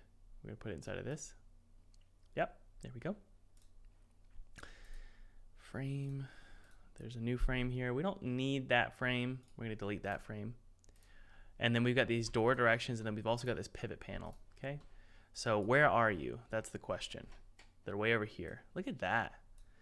Got some issues with rotation. Really sucks, but okay. I think it might have to do with the... yeah, that might be the problem. It might have to do with the pivot of the doors. It's okay. But we're just going to sort of guess and check it, okay, guys? All right. So we've got these pivot panels here. We can set this rotation to, we got some rotation issues, honestly. Box collider here. These are the box colliders that determine the direction of the, let's do wireframe for now. All right, the direction that the player is. Woo, this is taking a while. It's not making me happy. That is door direction 1 and then door direction 2. Why are they so... Oh, what? They're stacked on top of each other. I can't even see them.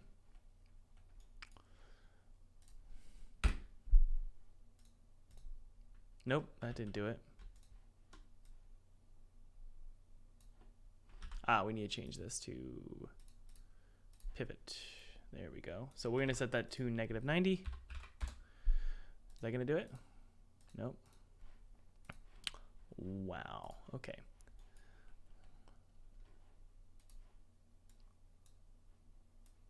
Yeah, I have a feeling we're going to have some serious problems with this right now. I can't see it.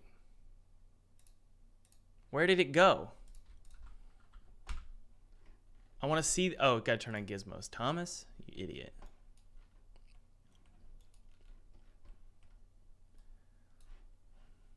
Wait. Here we go. Hide the context. Thomas, you're just so stupid sometimes. All right, so now we can actually see what we're working on. All right, that one goes over there. And then this one goes over here. Okay, these are just triggers that the player enters into. You know what sucks? Is if we decide to change the door functionality, we're going to have a real pain here because let's just hope we don't change it. Because every door, although very similar in functionality, is very different because they're not prefab variants. They're just all separate prefabs, which really is not good at all. But we're just going to hope for the best here.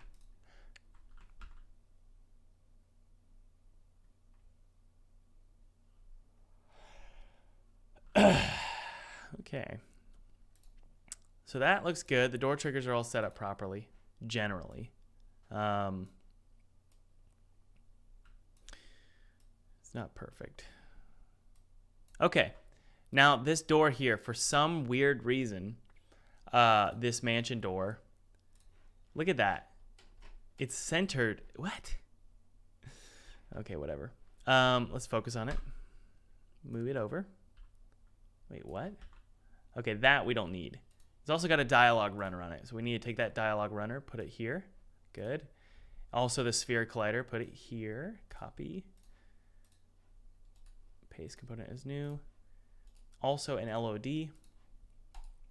Paste component as new. Drag in.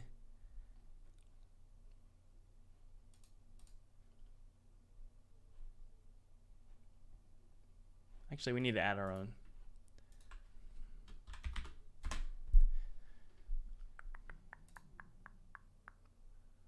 That's weird.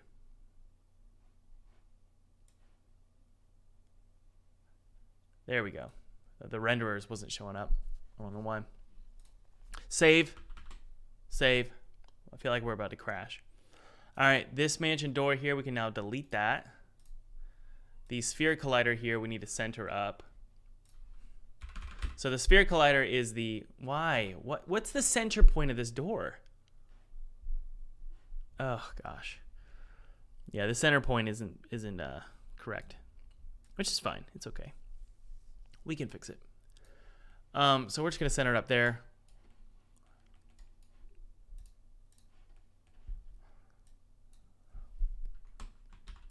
Doing a little bit of jerry rigging here. There we go. Okay, so we have this sphere collider, which is the dialogue runner. When it's locked, it'll say it's locked.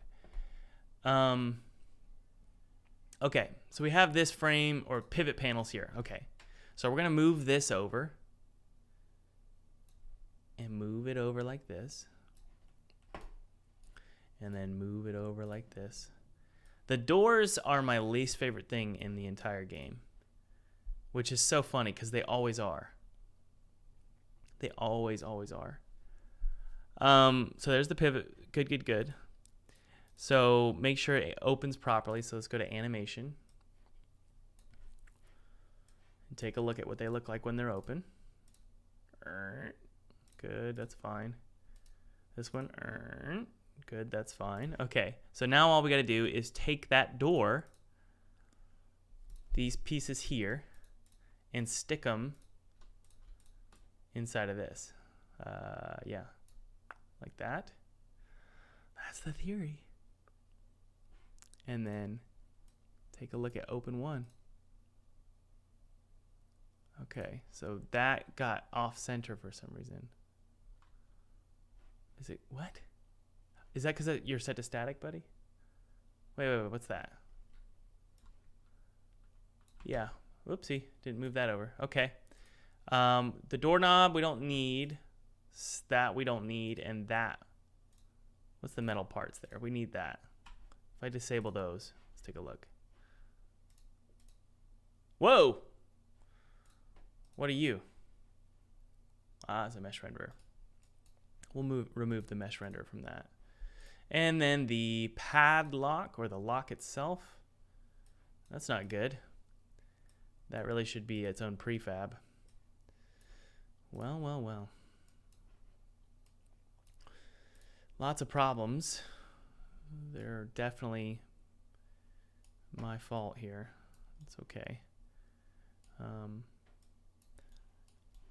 Okay, so we got a lock there, just indicating it's locked and you can't get in. There's our, what is this knob here? What is that?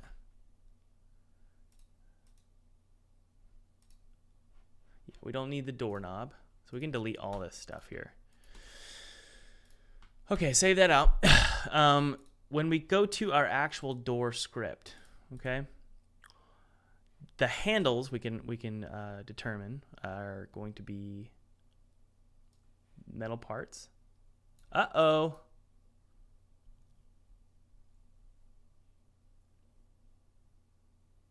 That's not good. That should be gold. And it should be a separate object. Let me double check something here.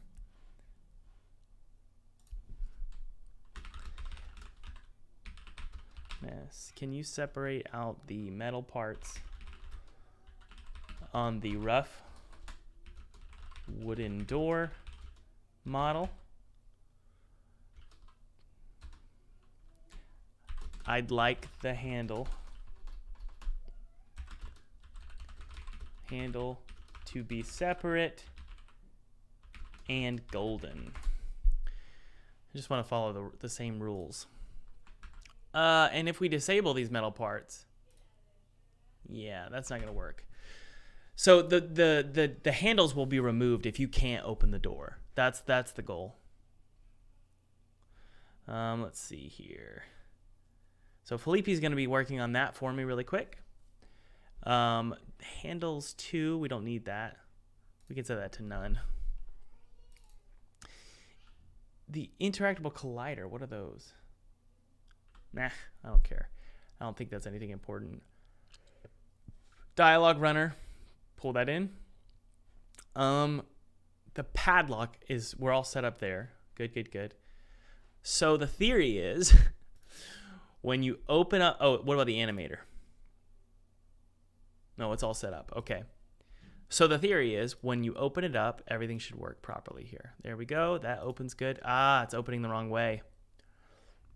We need to set up the the door with the metal parts, that should be flipped and moved over. Hold V, turn on snapping. I think that'll do. Whoopsie. And then scooch it over. Yeah.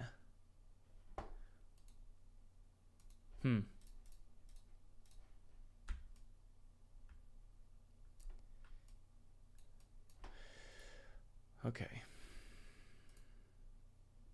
Let's double check something here, guys.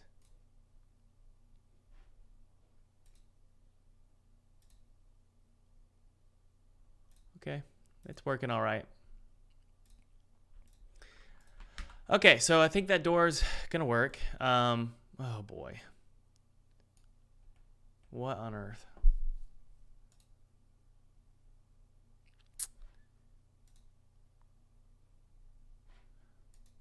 Revert. Yay! Okay. I was worried. So that's good. Let's just double check everything before we test it. Okay, we got some big old box colliders. Very big. Those are way too big. So we're going to shrink those down significantly. Okay. Good. All right. So I think the doors are good to go. You guys want to test it out? Looks like we let's see here. They should probably be centered up just a tad. So we're going to move this over. The pivot panels, the entire thing. We just, whoopsie, turn off. There we go. And then just scooch over. Let's go ahead and test it out. You guys ready?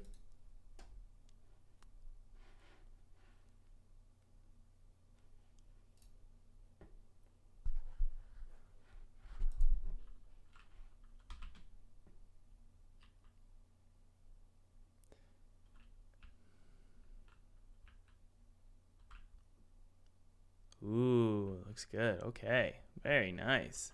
Hey! Okay, so we need to revert all of the doors. Guys, here's a rule, okay? I've learned this when working with games. I have not learned this when working with PCs, though. What I mean is, yesterday I kind of flipped out when my PC was just sucking. But I've learned with games, when things are broken, the solution usually isn't that bad. The solution usually isn't worth that bad. Okay, let's revert all those. Hit save. And they are openable. So they're locked, but they do not have a key. Or they're not locked and they don't have a key. So just don't stress too much. That's my rule. Don't stress too much. You'll be all right.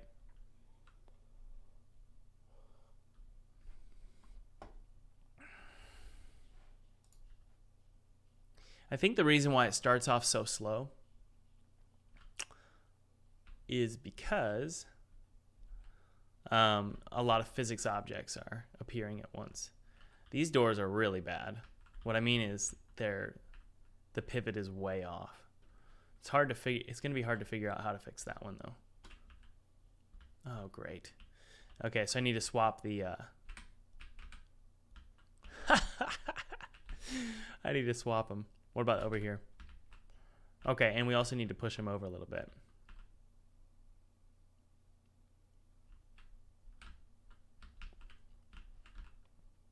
Cool. Okay. All right, let's fix that.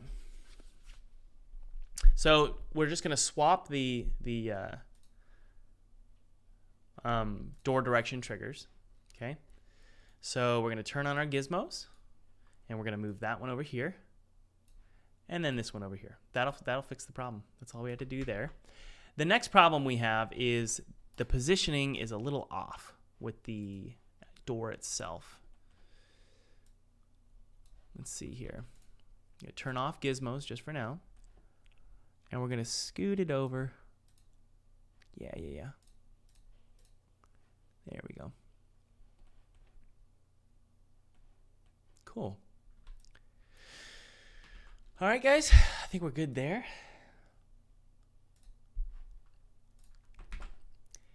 Let's test it out.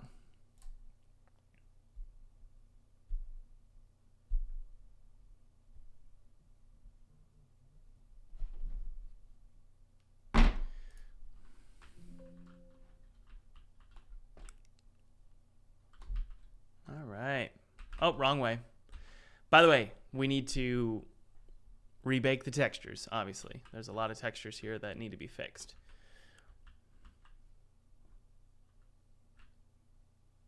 All right. All right. Uh-oh. It's not good. All right. So that one, we need to clip that out or cut that out. Let's see here. Let's go look for some more doors. By the way, to let you guys know, Felipe, he modeled everything, all of this in one day. He modeled it and placed it all in one scene. I'm just so impressed with his speed. He just knocked it out of the park. Okay, we can open that. I need to write some code to be able to block doors, so we'll probably be doing that in a second. Cool, this is great. All right, that opens up good. So does that. Awesome. Very, very good. Cool. Okay, let's take a look and see if there's any other doors we need to be able to have opened.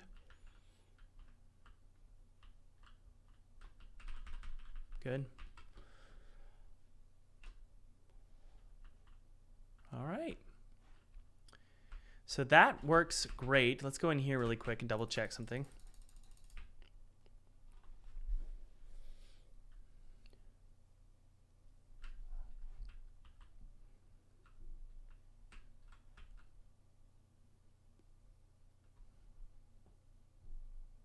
I'm a hungry boy.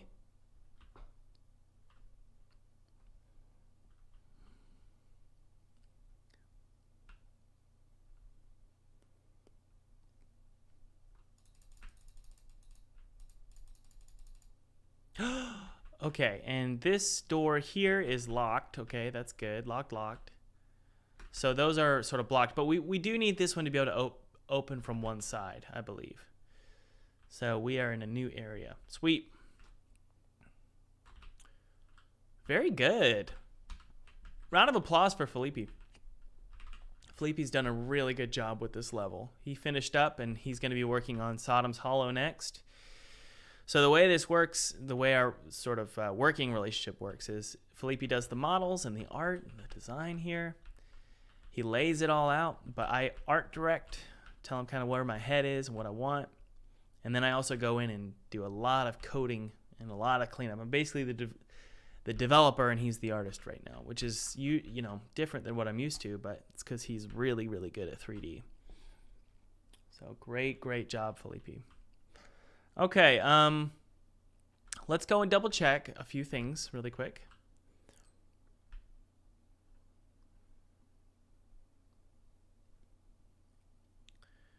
So, let's see here. It's very dark. What is that?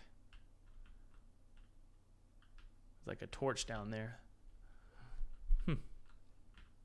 No worries. I need to set that back. Let's go to our, what are you doing? Let's go to our flames in our scene view. Where is it? Yeah, the flames, where am I? What? I can't see the flames. If we go to the flames particle effect, there it is. I actually want to set these to emissive. Okay, I'll show you why. Because with cool effects, I'll show it to you, it looks way better. When you have the post-processing effects on there, it looks way better. There they are. Look at that. Holy mackerel. Very, very good. All right. So I'm pretty pleased with the progress. There's a load of things we got to do here to get this level fully playable. It's a big level. I'm surprised. The way the level design document turned out, was I was expecting it to be like a 20-30 minute level. I think this might take an hour to beat. There's a lot of stuff and puzzles that you have to solve. So overall, I'm very pleased. We need to get rid of that. Let's do that really quick.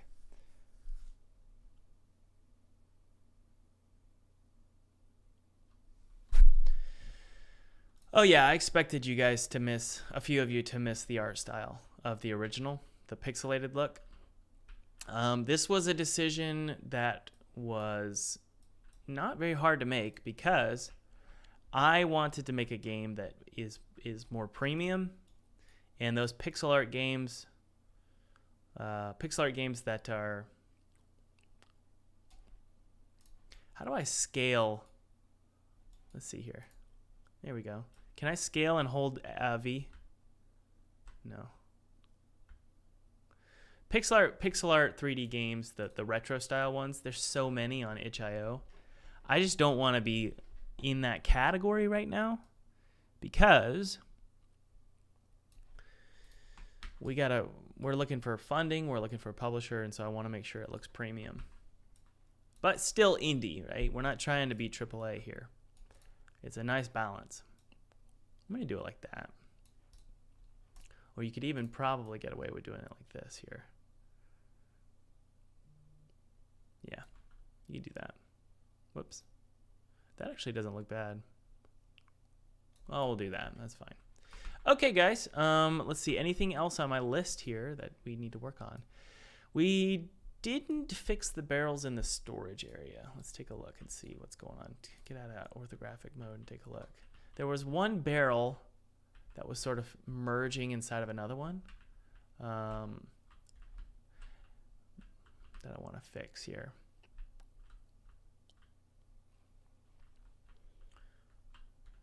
What I'll do is I'll make a big list of all the things I need to work on, and that helps my sanity. We're going to set these to kinematic. I think that's the problem, is they're sort of moving. Yeah, we'll do kinematic.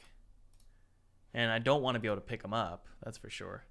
They're way too big, so cannot be picked up. Yeah, let's set all these large wooden barrels. Yes, sweet. Okay, cool.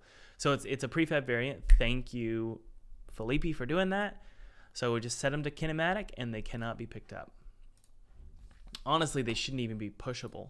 They should be static. No, you can break them. You can break them.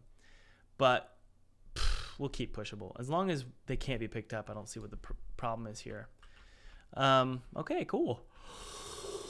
One more thing we need to fix today is we need to go to the titles. There's title triggers here. So we have a title trigger going into the cafeteria. And that is going to be called the foyer. No, this is not the re-education hall, which is right here. Whoa. So stupid. Is that the re-education hall? No, it's not. There's no way. Is that the re-education hall? Guess it is. Okay, so we need to go to the other one. Ah, yes, there it is. Okay, so this is called currently educational reinforcement. This is not. This is dining. So we're going to call this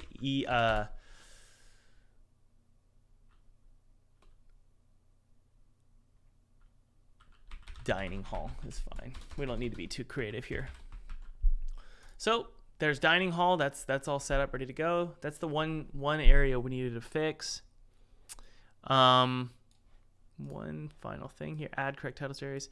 Keys and locks. That is a process. That is a process. What I think I want to work on instead, I think what we'll work on is there's rooms where you cannot get through unless certain objects are moved or destroyed. So in this case, it's these here. So basically what we need to do is we need to have some sort of trigger zone that tests, hey, am I touching something? If I am, I can't open one way or the other. I think we could probably, hey, those open properly, yet the texture's different. Cool. Good job, Felipe. So the way that we're going to do this is we're going to say if the title trigger, oh man.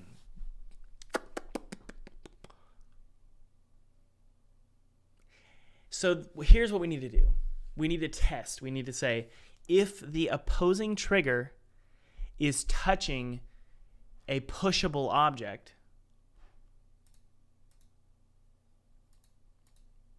interesting, then it can't be opened. But I'll say this. I think what we want to do is we want to set a variable. The variable is going to be called... What's it going to be called?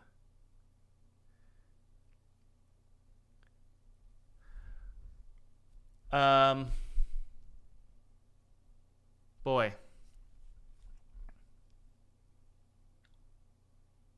Let's brainstorm. If these boxes are in the way, we don't want the door to be able to be opened. That much obviously is true. So what we want to do is we want to say if these boxes are touching the door directional trigger, if they're touching this trigger here, then this trigger is disabled. Or not disabled. It will make a noise or something. Is there a way to fix this without programming? Is there a better way to do this than programming all this out? I don't really like this mechanic. Not a huge fan of this mechanic, to be honest.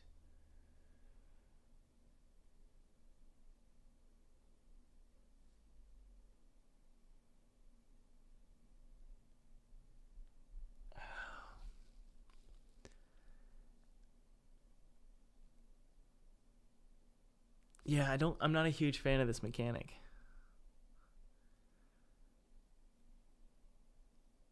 Because the reason why is because if I'm on this side, I'm like, why can't I open that door? Why isn't it opening? It's annoying.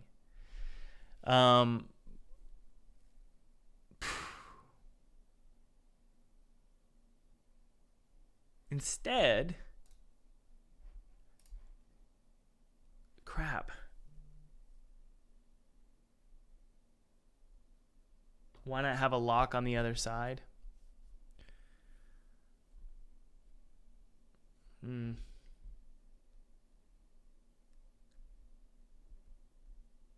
Yeah, I know. The thing is I know how to do it. It's just I don't want to do all the work to do it for something I'm not a huge fan of. Because, like, you'd have to create a whole variable that goes, it's like bang, bang, bang, and it doesn't open, you know?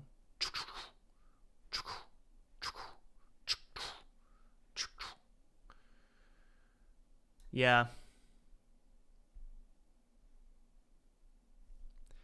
We could do that. Basically, you'd have to, like, reverse the animator. So it would go and go back. Reverse, go back.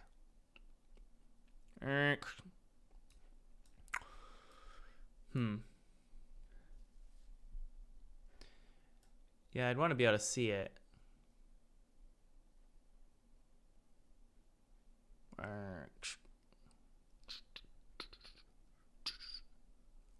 Yeah, we could try a sort of jammed animation. Door closed, door open. It would be both directions, though. It would be... because I don't want it to be directional.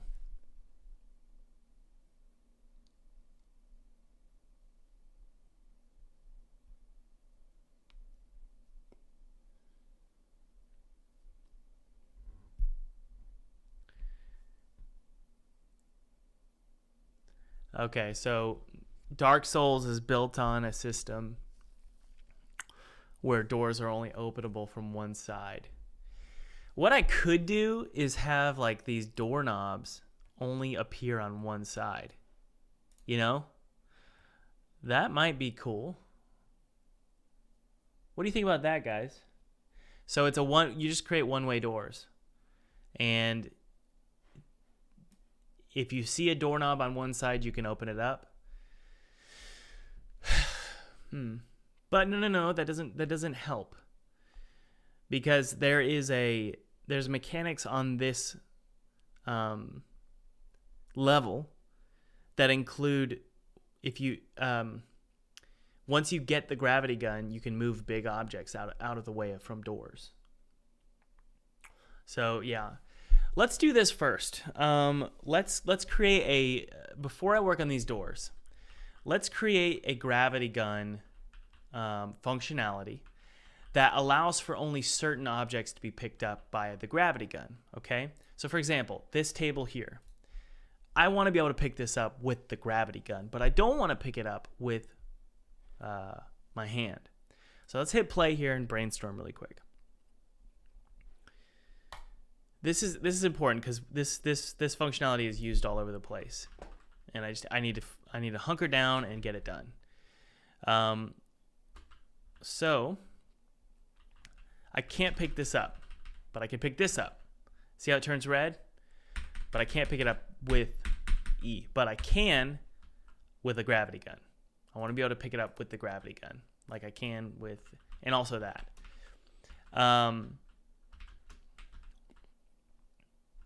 So let's create a variable. Let's start with a variable. And the variable is going to be called, go to pushable object. And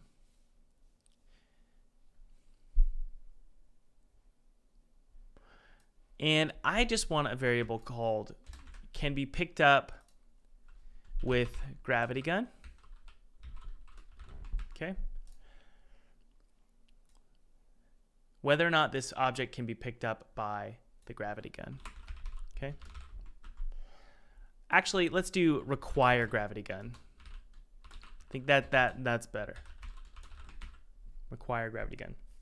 Now, obviously, you could do, make it all dependent on mass and all that. But I think this is fine. Require gravity gun. Whether or not the object requires the gravity gun. Okay. Okay. So let's search out can be picked up. Where is it used? On collision enter. So this is just impacts. So that's not really.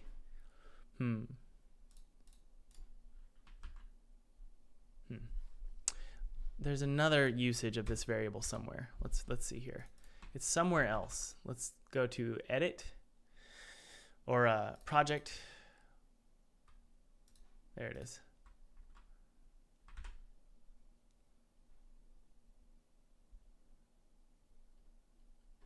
It's a little different than Mac.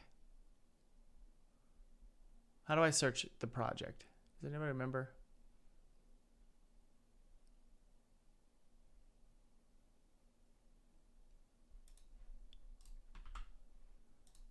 There we go. Entire solution.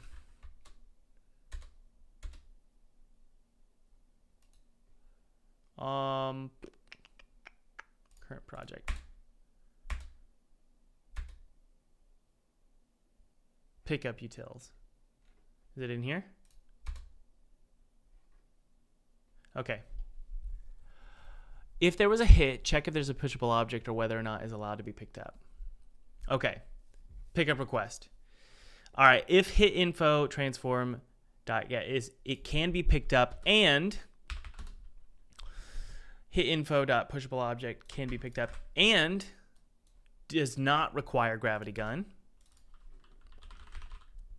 Or require gravity gun. There we go. Or, and these need to be in parentheses.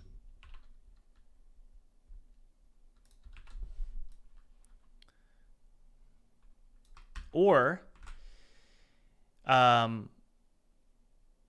it does require it. It can be picked up and it requires the gravity gun and the weapon we have is the gravity gun. So we need to get active weapon is equal to gravity gun. I'm not quite sure how to write this out. And get active weapon equals weapons. How do I find out what my weapon is? Get active weapon equals, let's find that.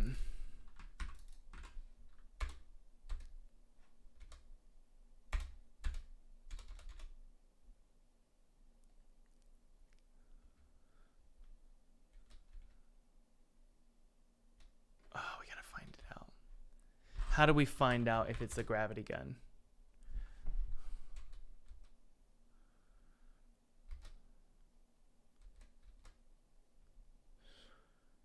Gravity gun dot currently. Okay. He's written it somewhere.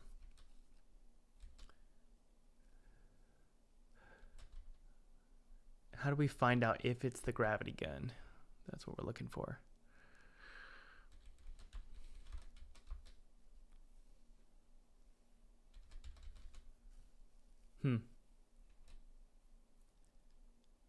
Oh, let's do that. Let's debug it. We'll just debug it. So let's go back to our player object handler.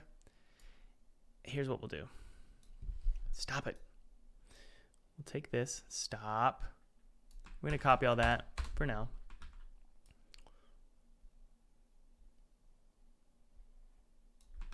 And we're going to debug it right here. Debug.log, and we're going to do active weapon.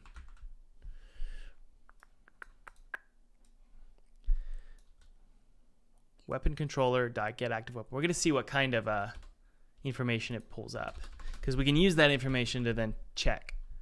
Debug.log, get active weapon. So we're just going to do that. Okay.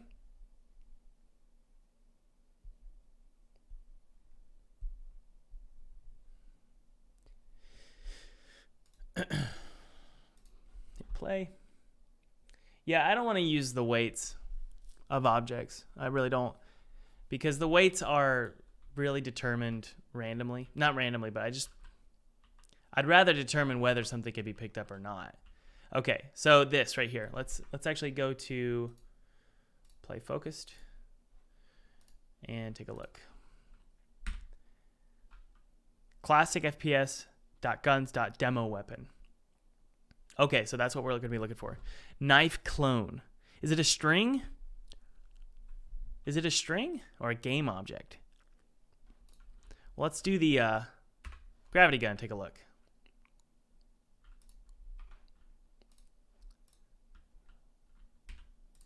Uh-oh.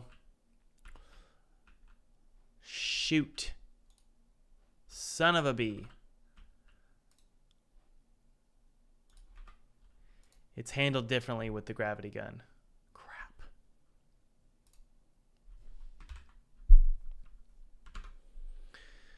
Okay, it's handled differently. So the pickup request this doesn't even matter. That doesn't even matter, because pickup requests are not gravity gun pickup requests. So let's go to our gravity gun. There it is. And take a look at what's going on here. Attempt pickup gravity gun item. Hey, there we go. Oh, good. Okay. No.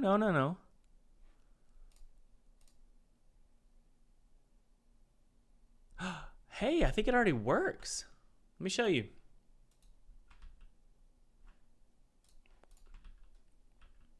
Okay. There we go.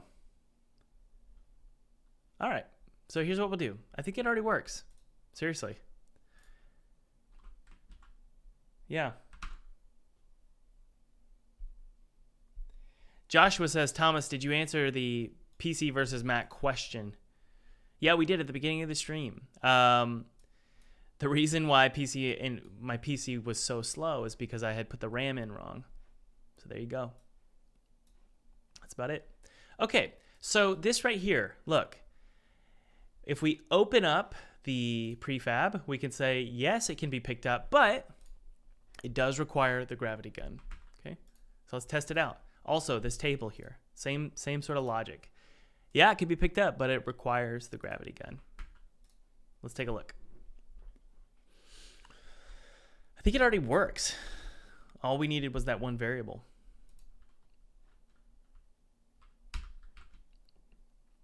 So we can pick up these guys, but we can't pick this up. Right? What about with the gravity gun? Yep. Sweet. Awesome. Yay, it works. The only problem is if we go to pick up utilities, we need to make sure we add and for the record, guys, by the way, I don't know this script because I didn't write this script. I hired someone to write this. That's why it's taking me just a bit. Let's go to require gravity gun. Is it here? That's in pushable objects. Where was it? Was it here? It was here, yeah. Okay, so we need to add this also to when the color changes. So there's a color shift that is going to occur. It might be in the pickup utilities.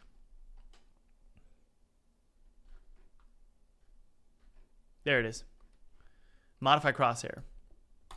Okay. So it's lerping to the selected color. Okay. Now, oof. This is where it's problematic. Oh, so we might actually need to know whether we're holding the gravity gun or not. Okay? So, and hit dot transform require gravity gun is set to false. That's the first test. So let's test this out. What I think is going to happen is this is going to it's going to disable any coloring occurring from you want the cursor to change when you know you can pick something up. Okay. The problem is it's going to test it for both the gravity gun and it's going to do the same thing for picking up and also picking up with the gravity gun. Also, I don't like how that cursor changes even though you're far away. That's not really the right approach. Okay, so I could pick you up. I can't pick you up. What about with the gravity gun? Same thought process. So we need to use that logic that we were talking about earlier.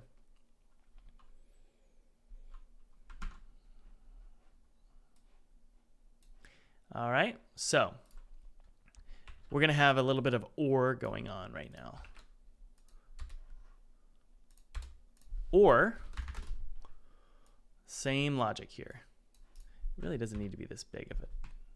There we go. Or can be picked up and hit it, and it does require the gravity gun, and we are holding the gravity gun. So we go to controller. What was it?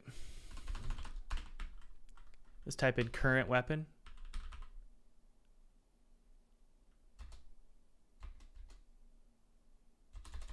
Let's type in weapon. Weapon controller. Yes, yes. Okay. And weapon controller dot get active weapon equals, I'm assuming it's a string, gravity gun clone. Okay, it's not a string. So it would be gravity gun. Oh man, we need to figure this out. Weapon. Let's do this then. We're going to debug it.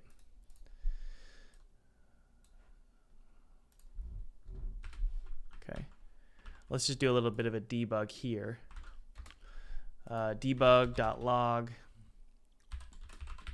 weapon controller get active weapon. I'm not sure how his class works here. Hover over the method, it's going to tell you what type. Okay. Player weapon controller. Guns.weapon. Okay. We'll try that. Guns.weapon. Cool. Thank you so much. Thank you for helping, guys.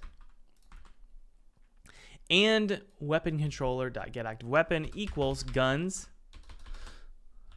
dot weapon dot demo gravity gun. Sweet. Wait, that didn't work. Demo gravity gun is a type, which is not valid. Why? Wait, hold on.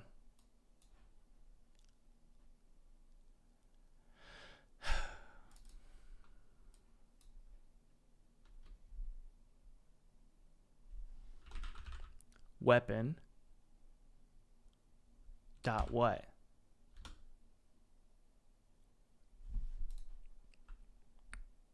Weapon is a type which is not valid. So how do we return it?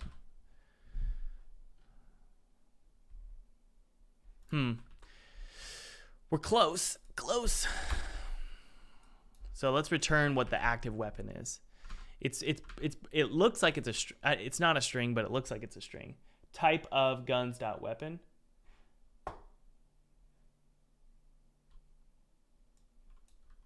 Okay. You guys are smart. Let's try that. And weapon controller dot get active weapon equals guns, or what did you say? Paste that. Type of guns dot gravity gun. Demo gravity gun. Whoopsie.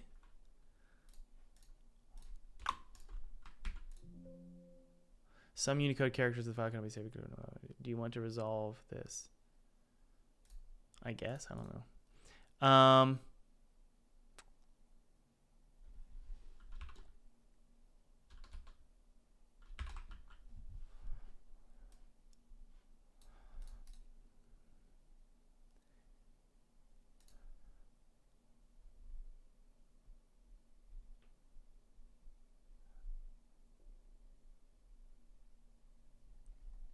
Why is that happening? Hold on.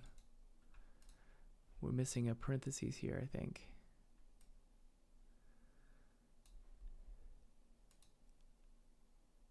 What?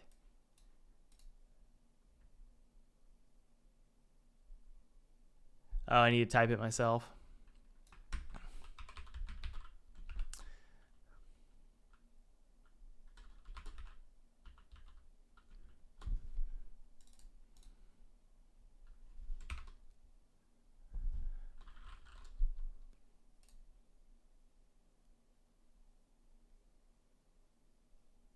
What did I do wrong?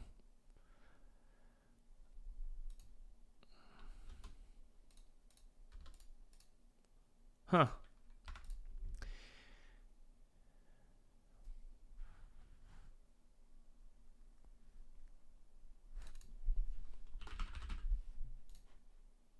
I don't think that's it, Gordon.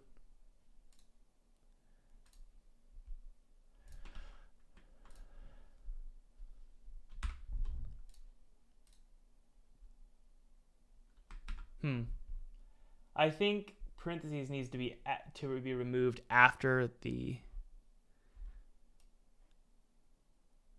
No. Yes. Let's see here. No, that's good. That's good.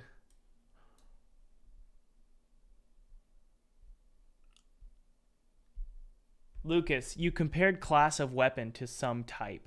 Compared type of class. What? Add a get type after the get active weapon. Okay.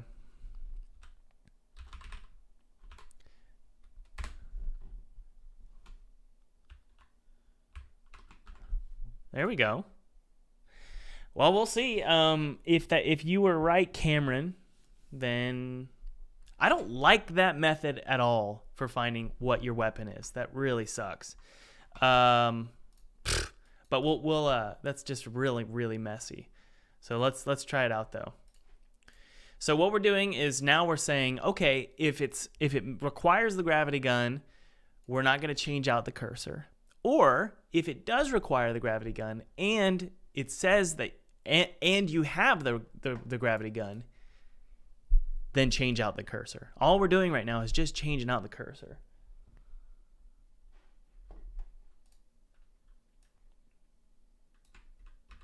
I'll copy Twisted as well.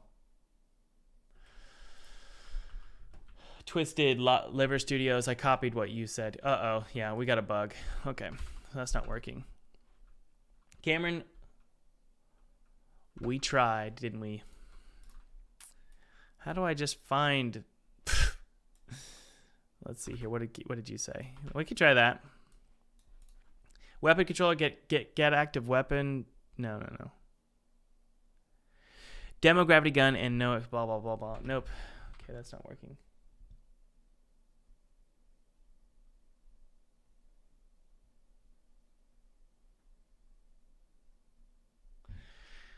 Get active weapon returns a base class. You cannot compare it to a type. Okay. So how do I use get active weapon then? Let's just take a look. How about we just go to the script?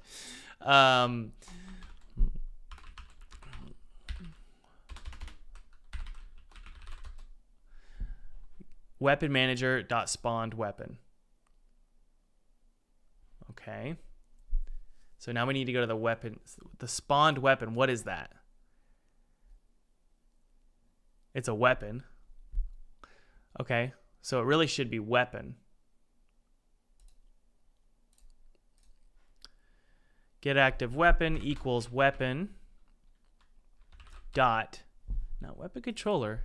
It really should be weapon dot. Okay, there we go. Boom. All right. Equals weapon dot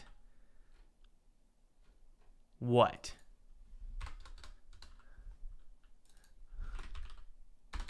Okay, now let's go to our weapon manager. Got to sort of dig in here. Wait, where is it? There it is. Okay, weapon manager.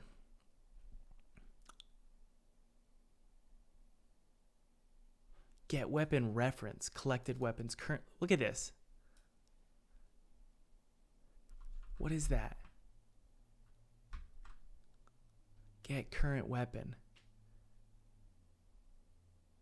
What's the difference between current and active? Oh, that's frustrating. I do not like that. Get current weapon. I do not like that.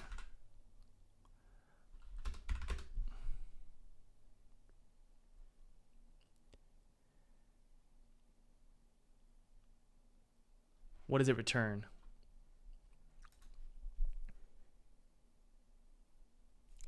I think it doesn't return anything.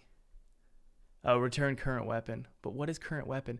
Weapon manager dot get weapon. Okay, let's see what it is. That's what we'll do. We'll see what it is. So I'm going to take this and we're going to debug it. Yeah, that's weird. There's current weapon and then there's active weapon. I don't get it.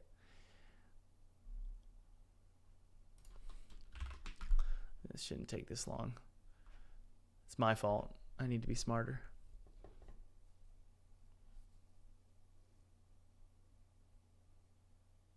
Return the currently holding gun. But active weapon is like the spawned weapon, the game object itself.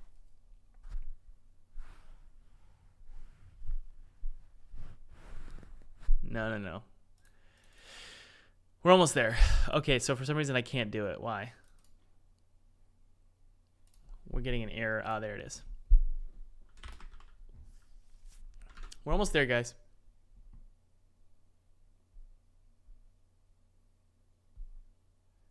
Dank, because that's what we're doing.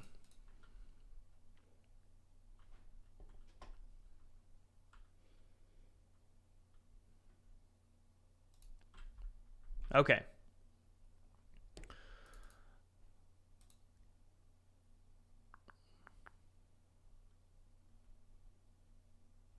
We're getting a null reference. Okay, let's go ahead and put our cursor against it, and then we'll get the answer. Classic FPS guns, weapon reference It's just returning an object. What? First off, let's clear all this crap.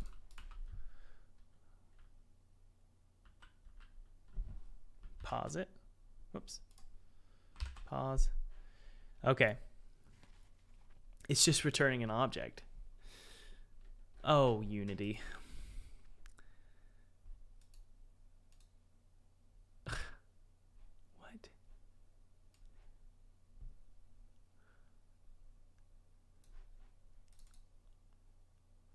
Huh. Where's the debug?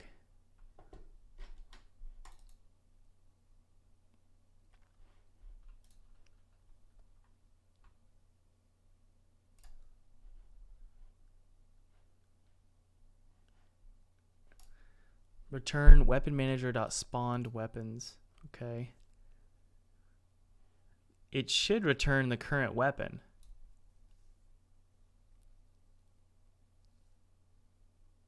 But it's not. Get current weapon.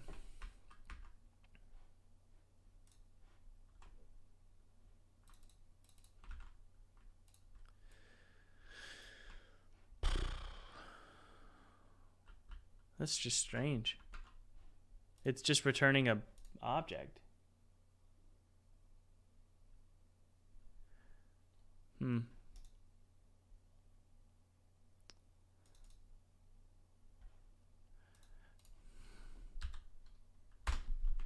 take a look.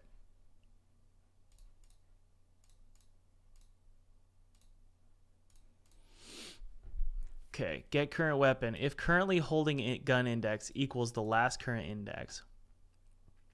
And current weapon... Wait, what? What's that? Okay. Ah, okay. I see what's happening. Okay, so this current weapon, we should... Let's make it public. Let's make it public. And then we type in weapon controller dot current weapon. Although I don't think that's going to make any sense. What in the world?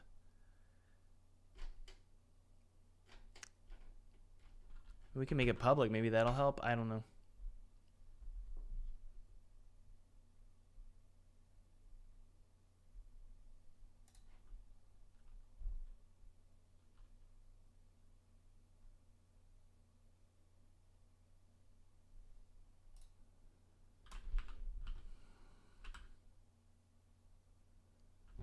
No. Well.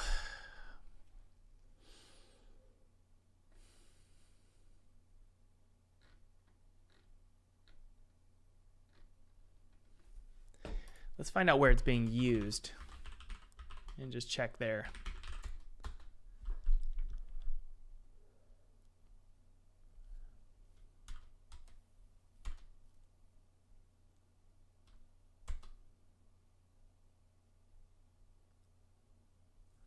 Get current weapon dot state.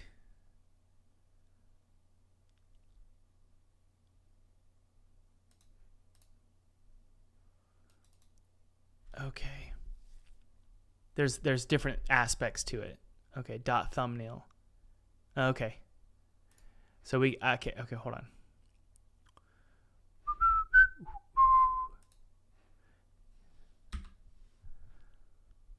Index. Weapon prefab. Weapon unique ID. Ha. Okay. There we go. Ugh. I mean, is there name? I would prefer that. Weapon prefab.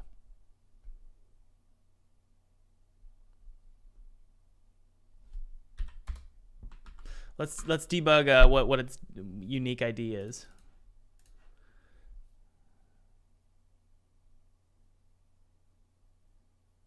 Thanks, Gordon. Gordon, I swear I just saw your message. Okay, it's knife. It's a string. Sweet. Okay, finally. All right, it's a string. Woo! Well, good job, Gordon and Thomas. I'll take some credit because I didn't see your message, but good job, Gordon. All right, so here we go. And weapon controller get current weapon dot weapon unique ID equals gravity gun. And that should solve our problems, right? Now, math.infinity, that's the problem. That really shouldn't be that. Instead, this value should be range. We'll fix that in just a sec, Thomas. Don't get too ahead of yourself, bud. Okay, guys, you ready?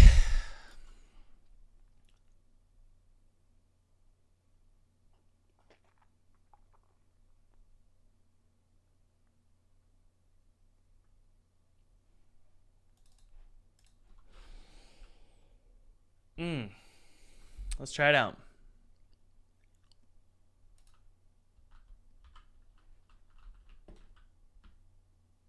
Okay, so the first... Whoa. Why? You mother... Why?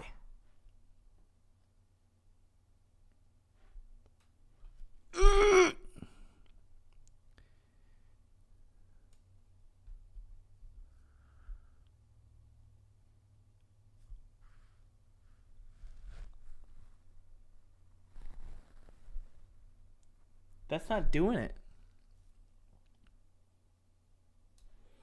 I think we need to do something like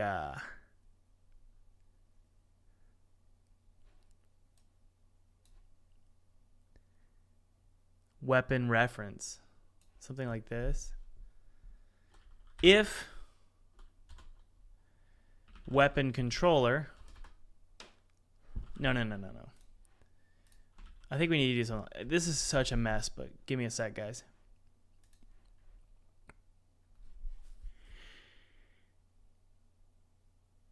Oh, what am I doing?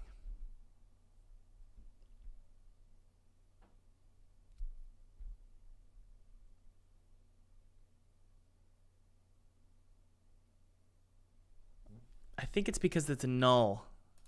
So we need to do something like if weapon controller exists, if it even exists. What's the null reference? The null reference was object reference not set to an instance of an object. Modify crosshair. Why?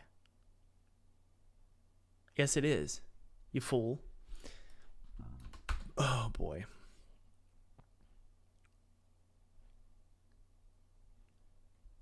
What?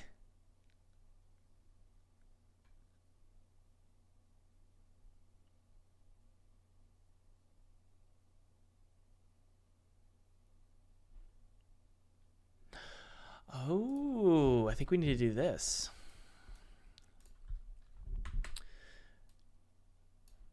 Yeah. There we go.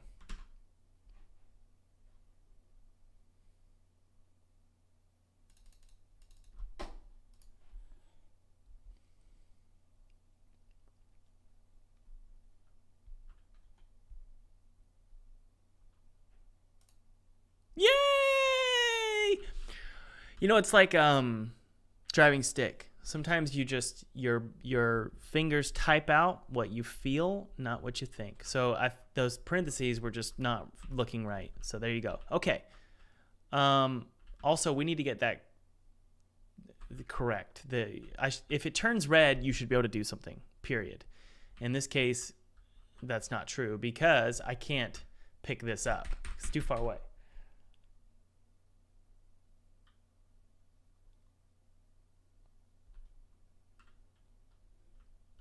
No, the problem was the parentheses.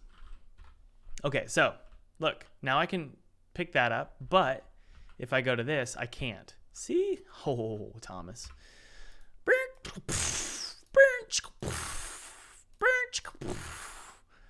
Alrighty. So life is good. Feels pretty good. The next thing you want to do is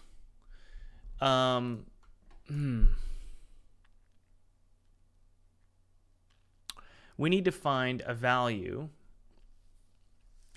the range, the pickup range. What do we got?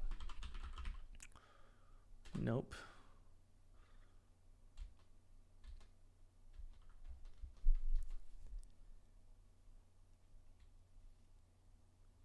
Okay. There's so many things here that are bugging me. First, remove this. I don't know what that is. And also this. So the pickup utilities, player object interaction handler, okay? There's a range value somewhere. Selection radius, bang, that. How is it being used? Get pickup request. All right.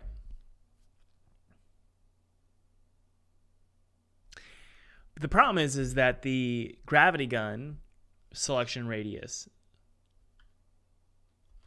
oh boy. Okay, I think I got it. So player object interaction handler.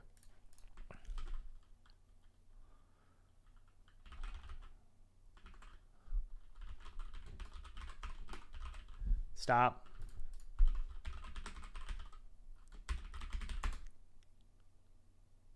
Okay. Now the selection radius is in the pickup utilities, is it? Where was it? Oh, it's right here. Okay.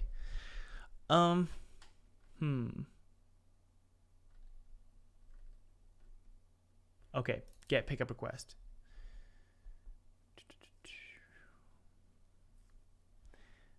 But this, I don't like how in pickup utilities it's here.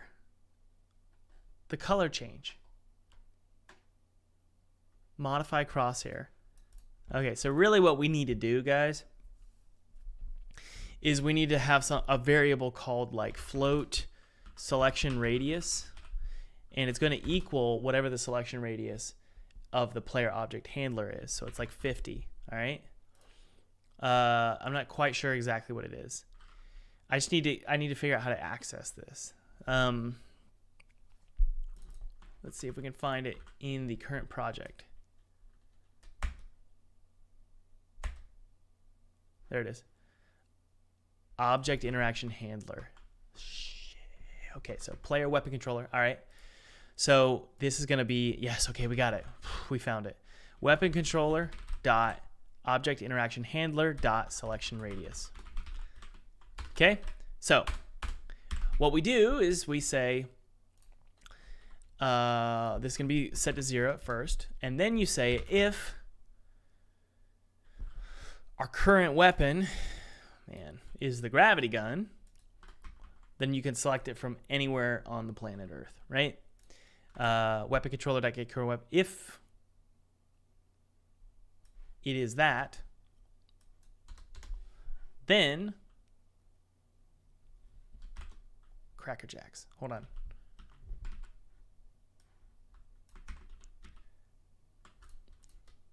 My brain is starting to fry, guys. Just FYI.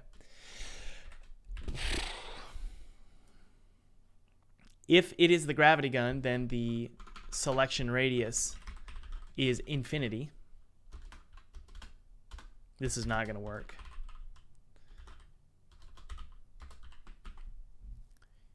Maybe. Maybe it will. Okay.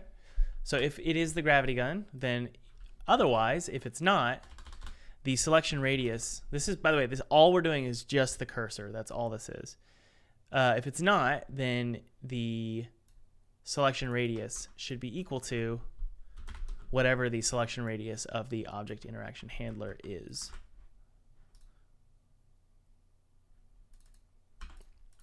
Right? And that, I believe, is a private variable. Okay. So we need to go back to that, and there it is. We'll just make it public. It doesn't need to be serialized anymore because it's public. How it's being used is the next question. Is it a sphere cast or is it a ray cast? It's a sphere cast. Mother effer. Stop it.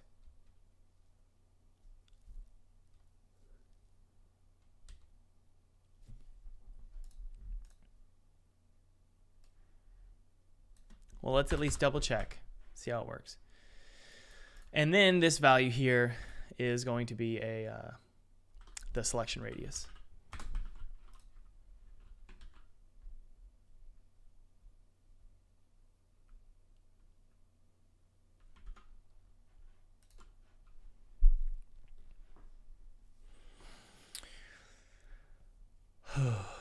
Okay, here we go.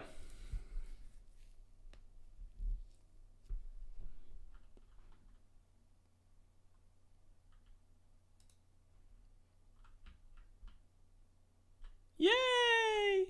And oh, good. It works. See, guys?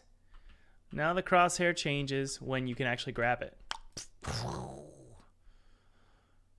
What about that? Ooh, Thomas, you're working today.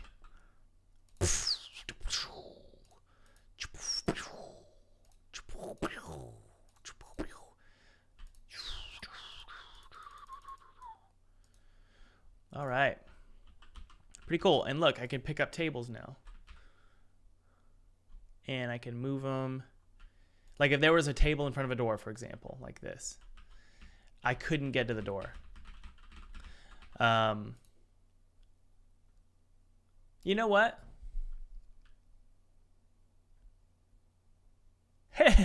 I figured it out. All right. So in order to get the doors to work, now that this works, it's really easy actually. You just disable the door. Wait, hold on. Let me think here. Yep, you just disable the door if there's a specific object in front of the door. That's all you want to do. So instead of these boxes, we'll delete these boxes. Now that we have, see, sometimes you got to get things working on one end before you, like this, for example. This couch. Yeah, okay. Hold on, my brain is starting to fry. Yeah, like this couch here. It can have a rigid body on it. And it can be pushable.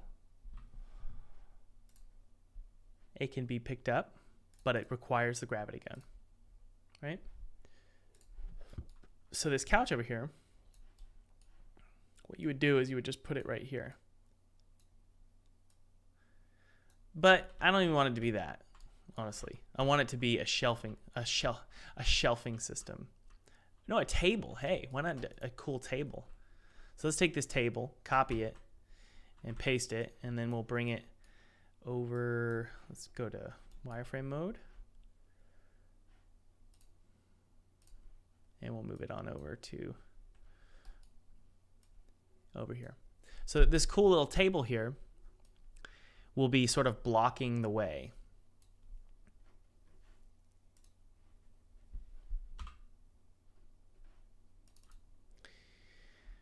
You know, one of the questions is, hey, you know, should you be able to open the door, but it's blocking? No, I think just having it go is fine. Or like have it sort of pop open a little bit and you can kind of see. I think that's fine. All right, let's go back to normal shaded wireframe mode. There we go. And now this sort of table will be blocking the doorway.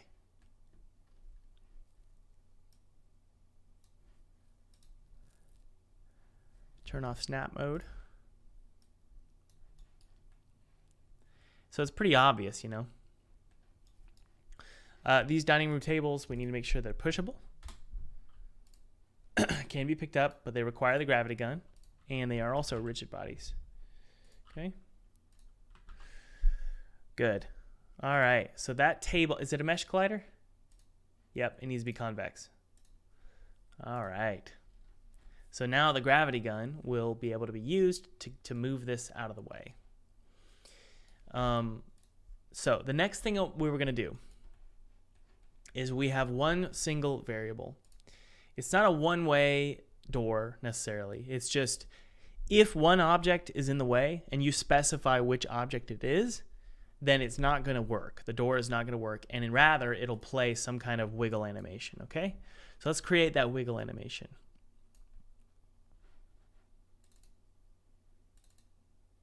Where are my door animations? Let's see here. Let's go to the actual animation itself. Doors. There we go. So this is going to be door open 1, 2. So animations, doors, prefabs, classic FPS pack. I'm going to duplicate it. And it's going to be called door wiggle. Or door jammed is probably better. Okay. There it is. And all we do is we go to the panel. What? Yeah, there we go. Go to our pivot panels. Then we go to our door. We need to make sure we add that clip. So go to animation, animator, door closed, door open. Good, good, good. Okay, this is door jammed. All right, so we're just going to put door jammed right here. Make a transition. And the parameter will be something along the lines of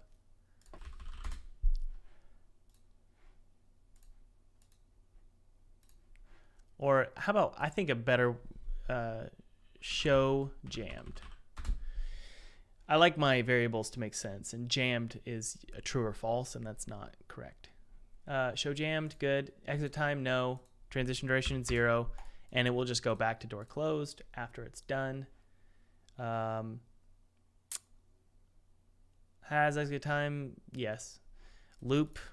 No. Good. Okay. All right. Let's animate the jam. Okay. There's panel 1. Good. So we'll go. Ooh, let's see here. Yeah. This is door jammed. Good. And it'll just do this. Burnt. Burnt. Burnt, burnt, back to 0. We'll scale it out just a little bit here. Something like that. And so that jam is going to be true for all. Yeah. A little aggressive, a little aggressive.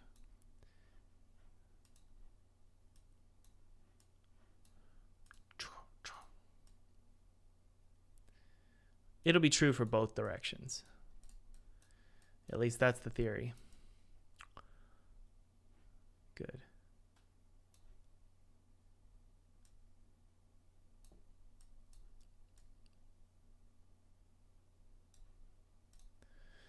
There we go. Something like this. Okay. All right. So there's the jam. So next thing we want to do is go to our script.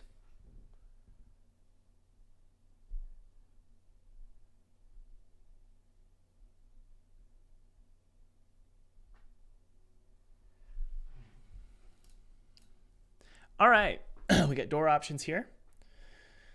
So we have locked, but we can also have jammed. Actually, you know what we're going to do is jammed object, and it's going to be a game object. If that exists, then that object needs to be moved, right?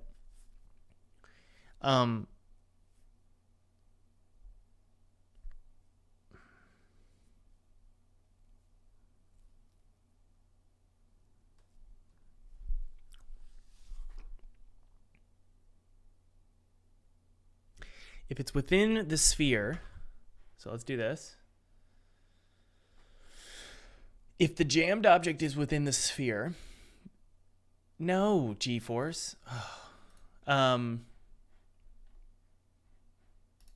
the sphere collider. Good, okay. Good. It's huge, which is ridiculous. It doesn't need to be that big.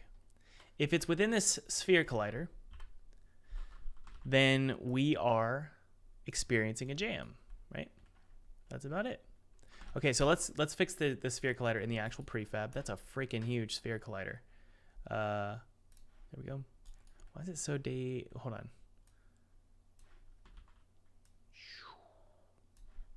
Because that's a dialogue sphere collider. Yeah, okay. So maybe 3. That's good. Save it out. We'll definitely need to change it for all door types, though. That's a big sphere collider. That's a really big sphere collider. It really should be like that big. Okay, we're going to do 1.74.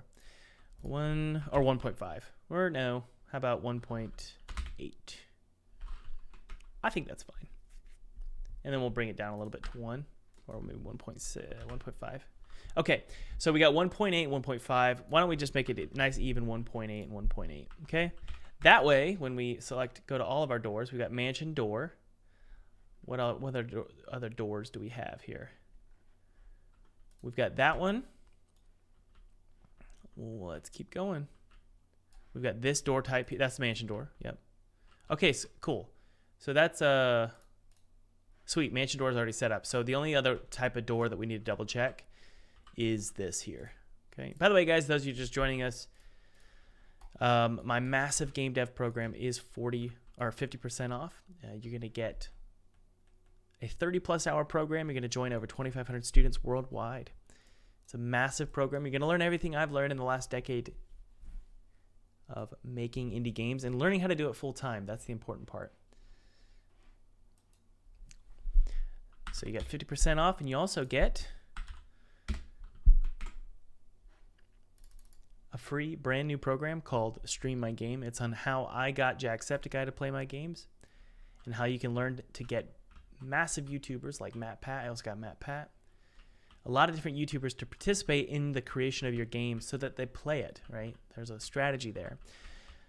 So be sure to check out the link below, guys. There are only about, I think, maybe 35 seats left right now. So if you're interested, check that out. Okay, is this it? And there's about 3 days left for the sale, guys. So, okay, so we've got this door now. The jammed object, see that? What we can do is drag that desk on over, and if the jammed object, there's a collision with that jammed object, yeah, right here, on trigger stay. If compare tag is player, I don't want to compare tag. Here, why would we do that? If collision dot game object equals the jammed object, if it does, then locked equals true. See? And in fact, well, I think that might do it, actually. Wow. Is that it? I mean, obviously I need to set that animator. Door animator. Huh. Well, let's see what the open request is. Open occurs here. Okay, yes.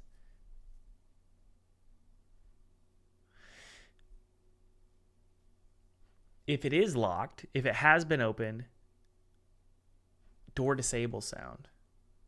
Ah, yes.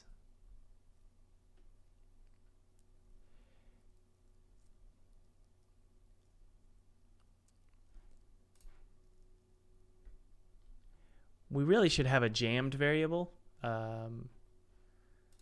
Yeah. So it's going to be a private boolean.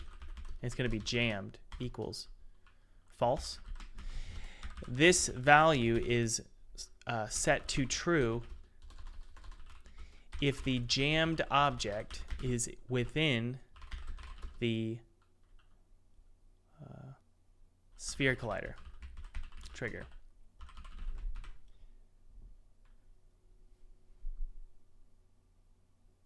Else locked equals false. Thank you, Jason Story. Always a smart man. Hey, Jason, did I tell you we fixed the problem yesterday? And I remember you said it specifically. You were like, dude, you can't use 3 RAM. All right, locked equals false, locked equals true. Also, you know, jammed equals true, and jammed equals false. But Thomas, why can't you just set the locked equals true and the locked equals false? Because, well, wait.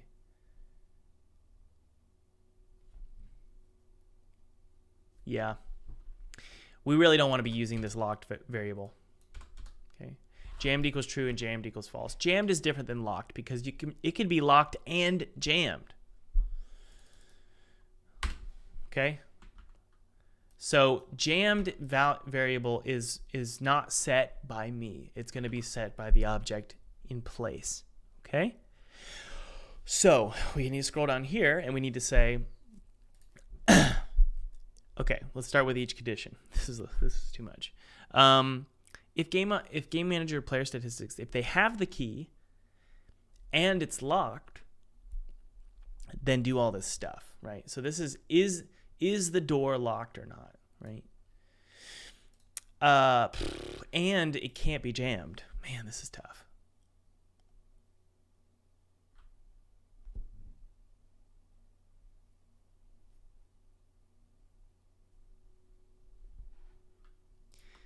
If it's locked and it's not jammed, woo! Lots of variables here. Else, has it been opened is false and there's no key, then open up the door. Wait. Oh, then it's locked.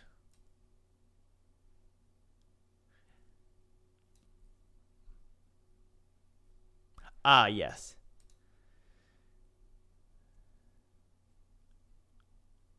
I don't get it. Oh, then it says it's locked. Okay.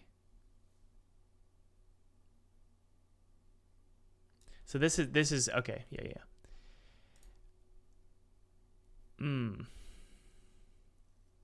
Okay. Yeah. So we don't need to worry about the jammed there. Else, if it has been opened and it's set to no key, or if it has been opened, it's set to false. Okay. So do the disable sound. The door is not openable.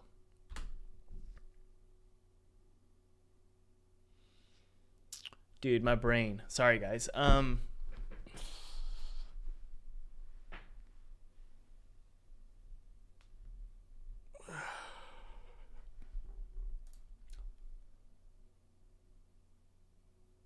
my brain hurts.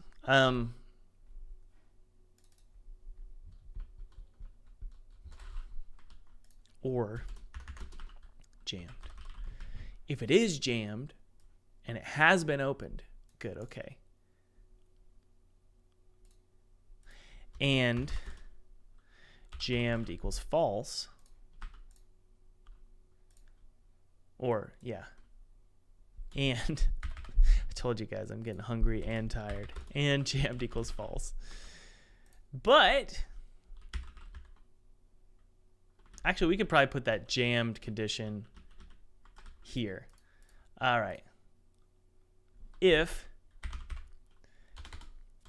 it's not jammed, then you could do the disable sound, right? But if it is jammed,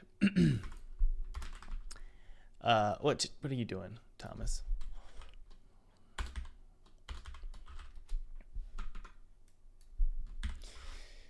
Then else.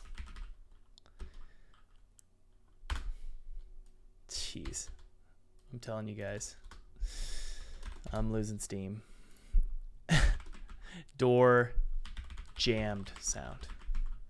And that's just going to be up here.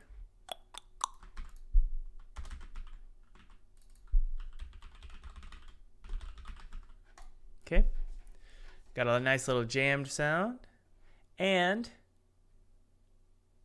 we're going to do that wiggle. Door animator set bool. What was it? Show jammed? Was it show jammed? And it's a trigger set trigger. It's a trigger. Let's take a look. Gonna get some errors here. That's okay.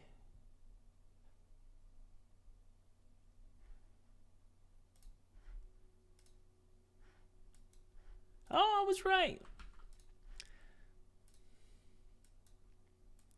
Y'all need to learn to push through. You tell me to take breaks all the time. I'm fine. Power through until you're completely burnt out and you quit your game. Okay. Now, let's go to the jammed object. this little friend right here. We need to figure out a way to get him all the way up. See, that's this. Okay, I think I got it. Lock this friend here. Then we can drag him on over. There we go. That lock is an important little lock there, huh? So, y'all want to test this out? I'm so nervous. I feel like, man, this isn't going to work. I mean, I'm going to definitely serialize the jammed for now. I don't want to serialize it for good, though, because it's not a very... It really needs to be read-only.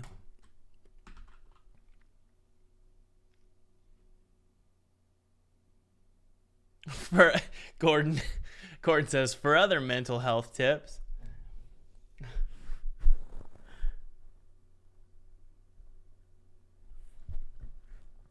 All right, let's go ahead and test this out. I just don't think it's going to work for some reason.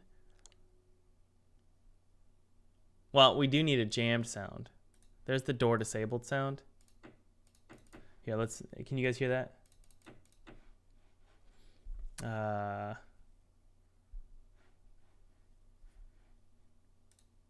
Let's open that up and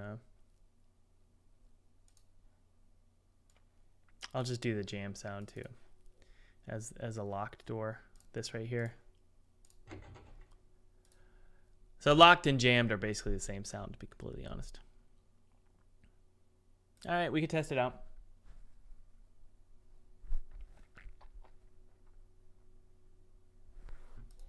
I'm surprised to see a lot of you still hanging out. It's been a long stream. Let's turn on the sound. Is that too loud? Sorry, guys. Oh, here.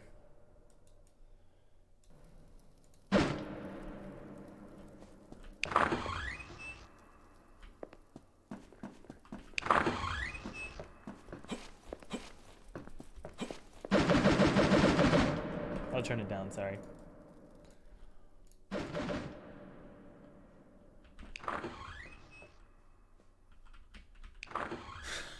Whoa! Hey, why did you fall? You dumb... Why? Oh, I think it's getting pushed out of this wall. Okay. Yeah. I think. Son of a bee. Hold on.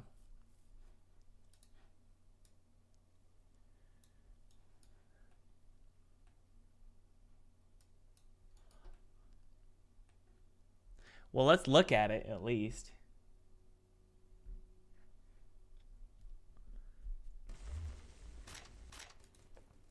There he is. Why are you bouncing? Let's make it a box collider. Stupid boy. No mesh colliders allowed. Box colliders only. All right. And then we'll also do V. Yeah. What? Stop it.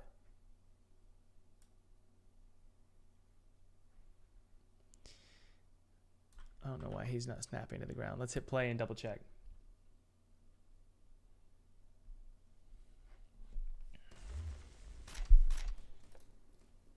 There he is.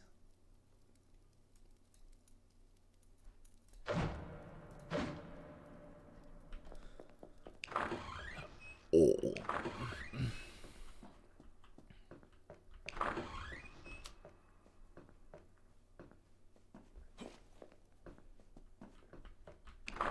It's a little harder to open doors now that sphere collider. Stop it! Okay, so let's double check something here. When in doubt, check the variable. Is it locked or not? So we'll select this door. Jammed is right there. And let's double check. So we got a nice collision stay. It really should be trigger stay, shouldn't it? It is. If collision.gameObject equals the jammed object, then jammed is true. Otherwise, it's false. Sean, it's because my camera just ran out of batteries. Okay, so if jammed is true, if jammed is false, good. So it's probably a condition issue. So let's go back to play mode, double check.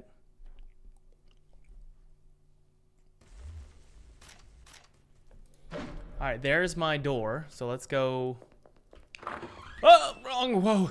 Oh, I almost fell. This one.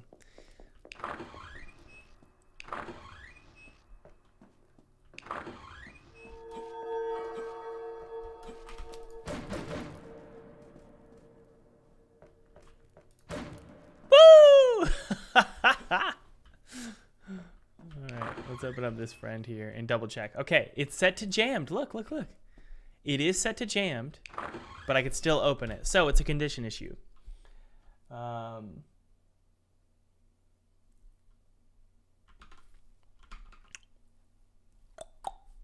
So it's conditions, which is, you know, not fun. Where's my door? Oh, if jammed is true. Yeah.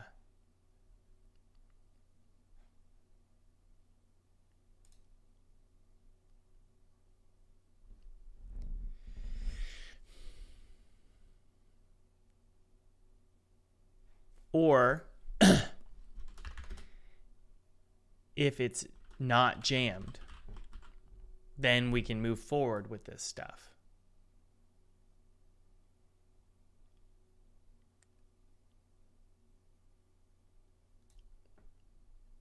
Wait, what?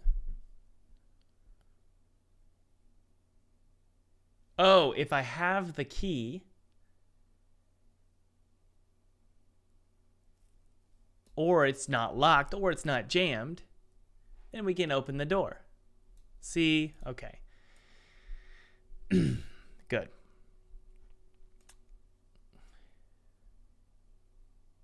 Good.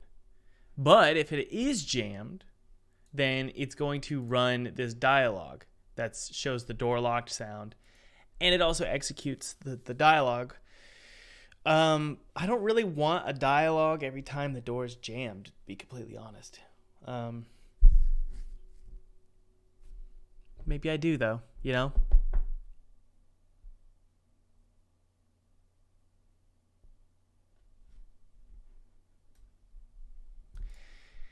This is just the door can't be used, right? The door is useless. It's locked and has no key. But if it's not set to no key, son of a, oh my word.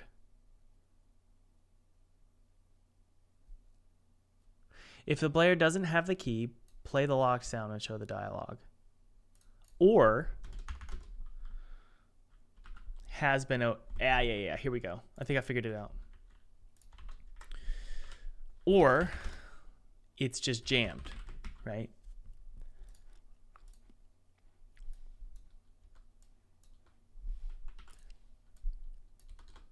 If it's just jammed, it could still show the dialogue, right?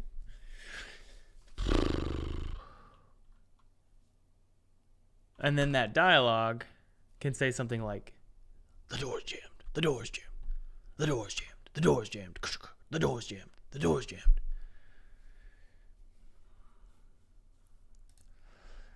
All right. So what is the dialogue? Dialogue runner. Runnable dialogues. Door locked dialogue.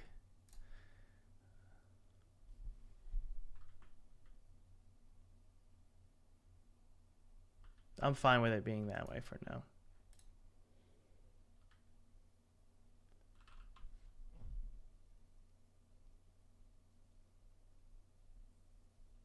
Ah, yes, you're right. So you're saying, shouldn't it be has key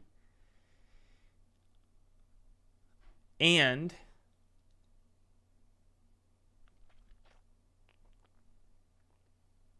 not jammed? No. Boy, I don't know.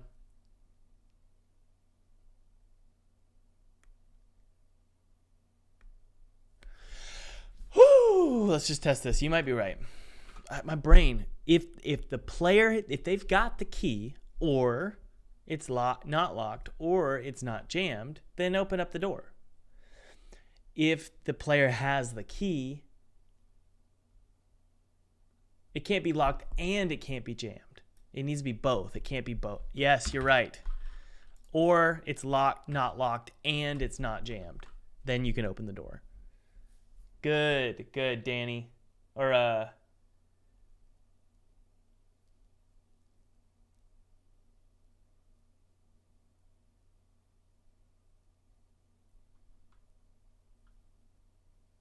Cameron, I think you're right.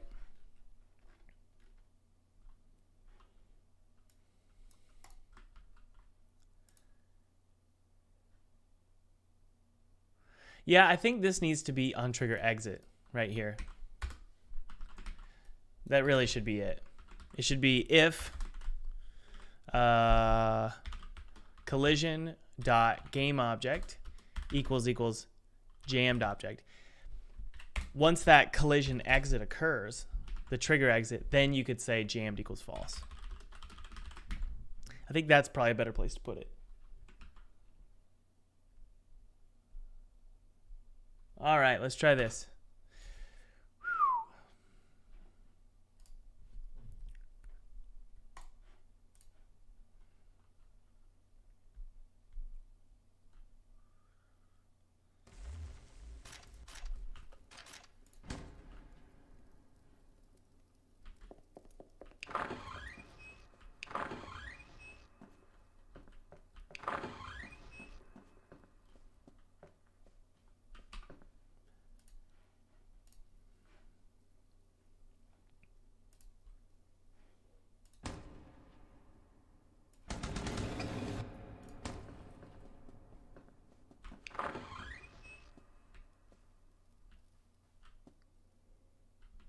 Still set to jammed.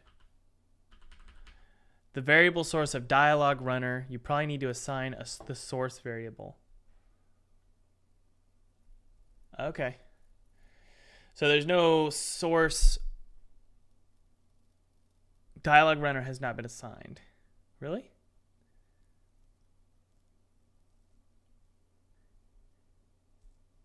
It's right there.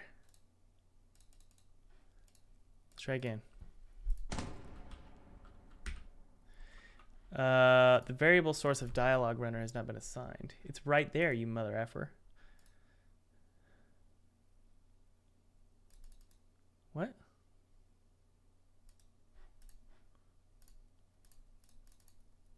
Why can't I double click on you?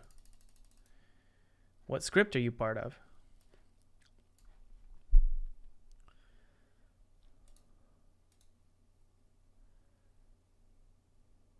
Classic API is dialog. Okay, it's not able to run the dialog for some reason because we don't have a dialog runner source. What line is it at though? That's what's frustrating.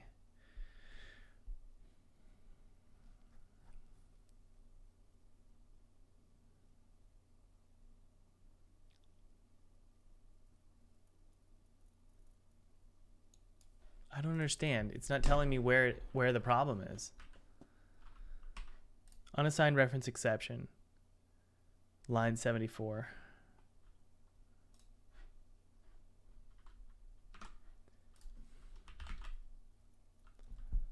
Oh, I think I might know what's going on.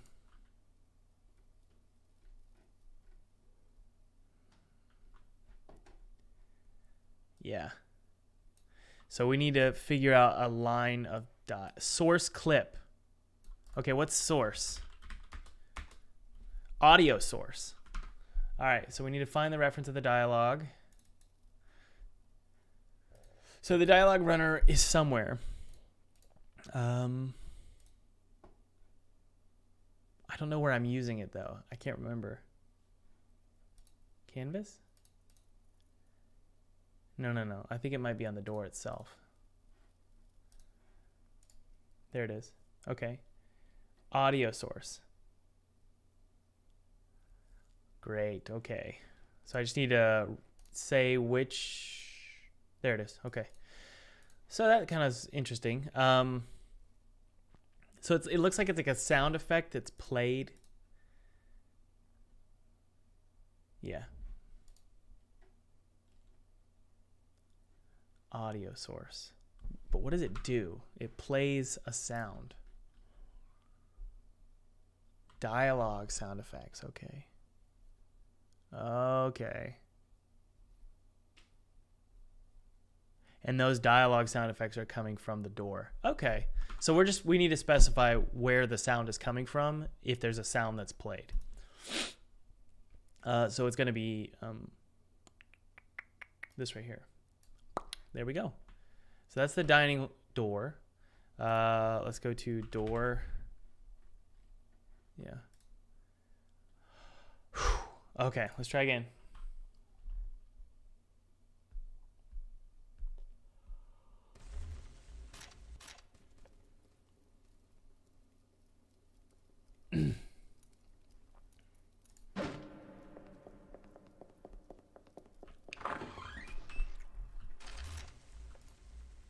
Okay, it's currently jammed.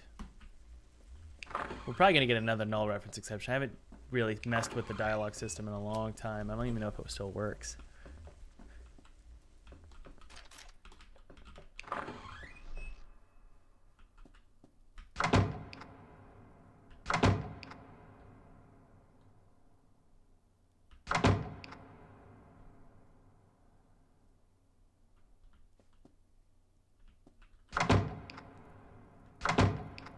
It kind of works.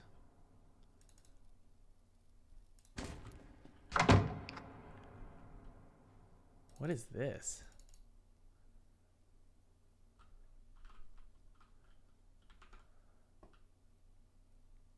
A golden padlock. Oh, okay, the dialogue's not running though for some reason.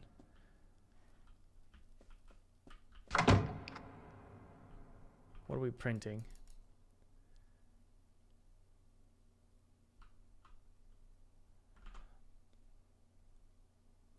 Value cannot be null. Oh my word. It's not. These are strange errors. Value cannot be null?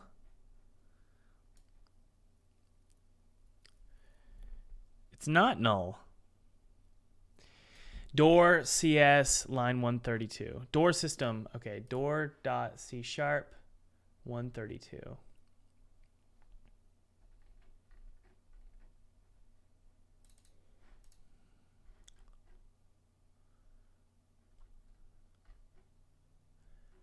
All right.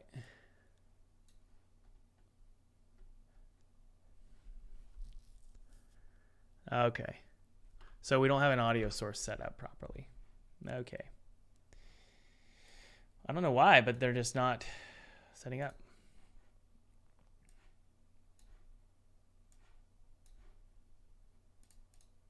Oh, come on.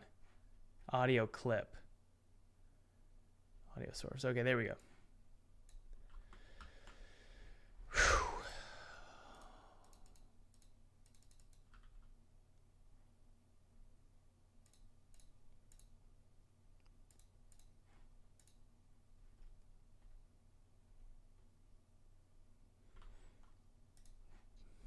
Oddly, I don't know why that sound was even playing if it was null.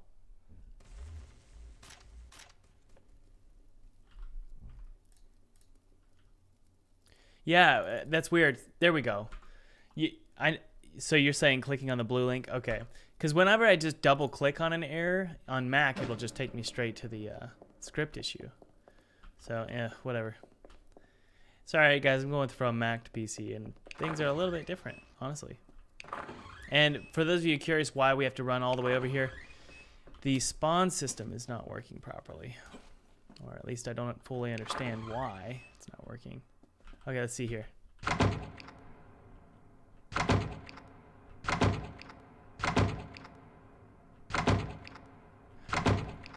So loud.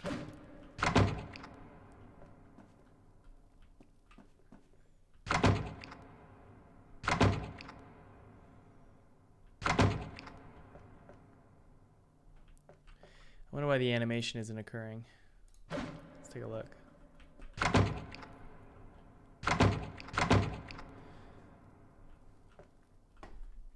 Did I not set it up?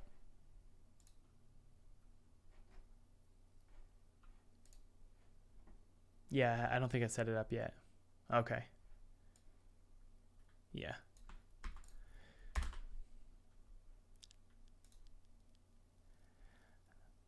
Okay, there's the locked sound. Good. So I just need to say if jammed, then set the trigger to show jammed.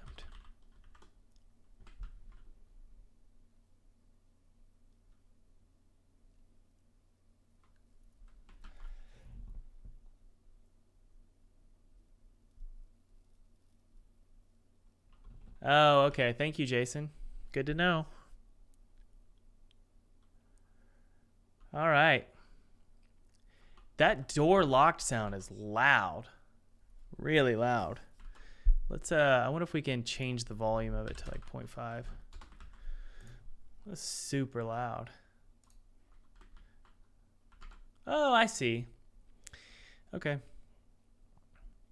There was an issue long ago where I was like, why are the door sounds not playing? And the reason is because like the certain sounds, like disabled sounds, and it's because we didn't have the audio source referenced properly.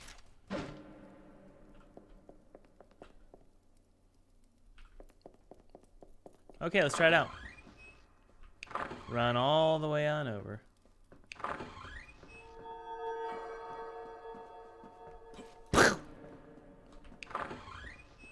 Okay, here we go. There we go. Alright, so there's an opening sound occurring though. Why? Why? Oh, I know why. Okay, so good news. The sound kind of sucks. So let's get a better sound, like a chicka chicka. The animation sucks. So let's fix that. Door jammed. It's really, really intense. It's like a demon door.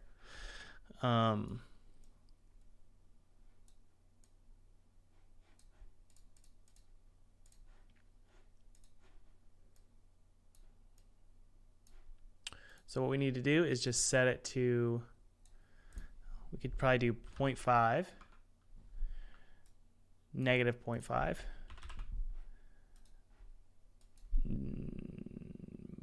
0.2, wait, hold on.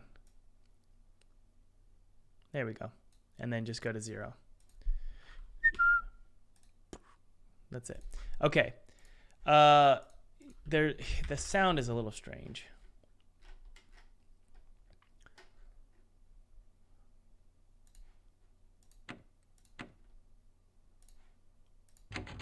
Yeah, that's the lock sound. What's wrong then? Why is it playing a weird sound?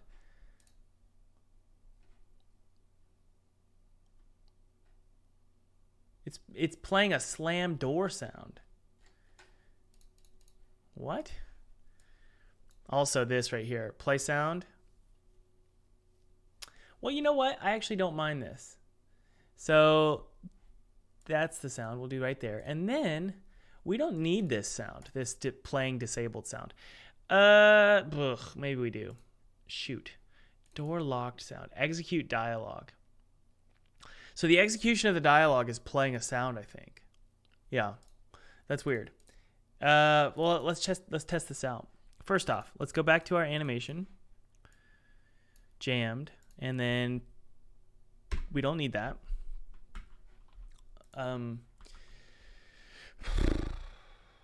It's just playing a weird sound for our dialogue. Let's see here.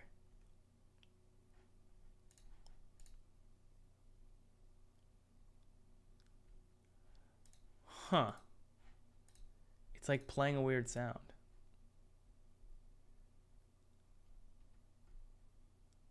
Let's see here. Dialogue.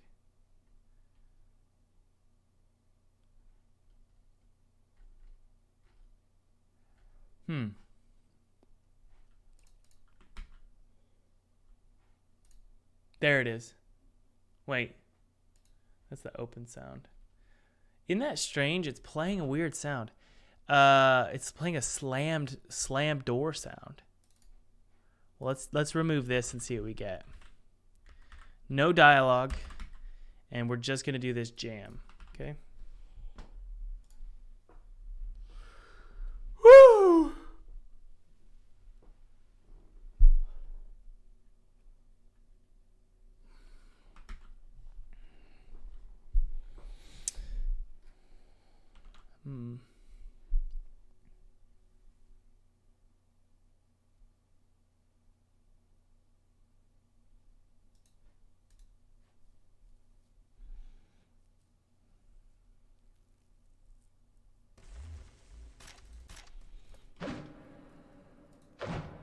Whoa.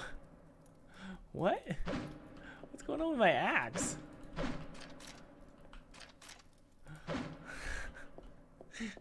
Whatever. I'll pretend that didn't happen.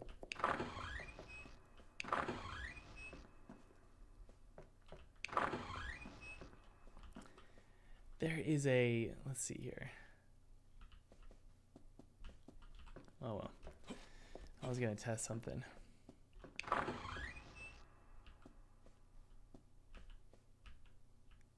Okay.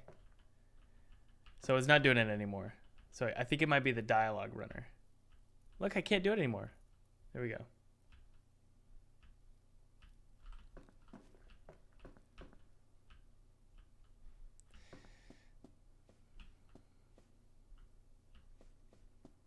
Okay.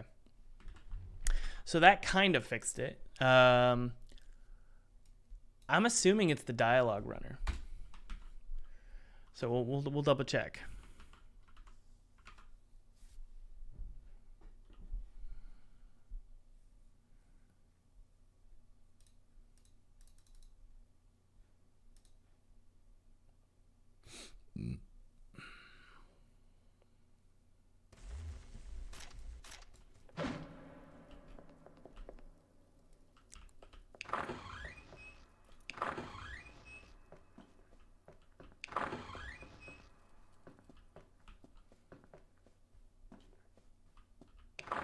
Could probably just bring this door over to the player, to be honest. Hey, there we go. Okay, so the dialogue runner is playing a weird sound.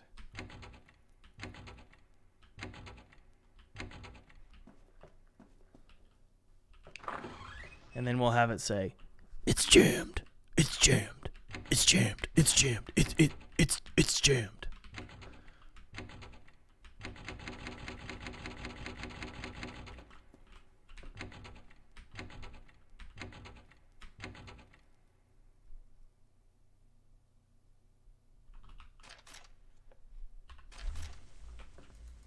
Nope, Jason.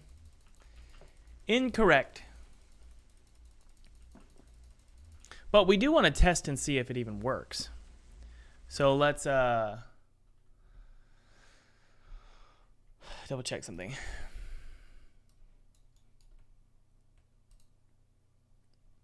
I move this over, does it no longer become jammed? Well, we need to test that. First off, we need to figure out what that sound is. So the dialogue runner is executing the dialogue. So let's take a look. Execute dialogue. Start dialogue. Okay. Is it going to play a sound?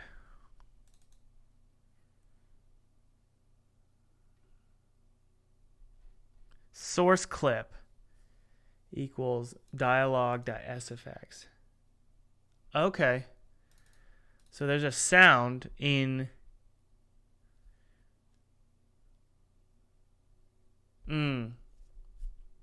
our dialogue. So we need to go to that dialogue.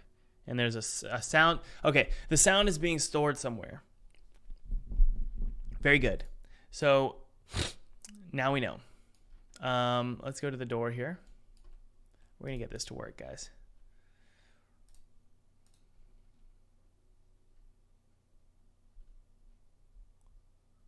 Runnable dialogues.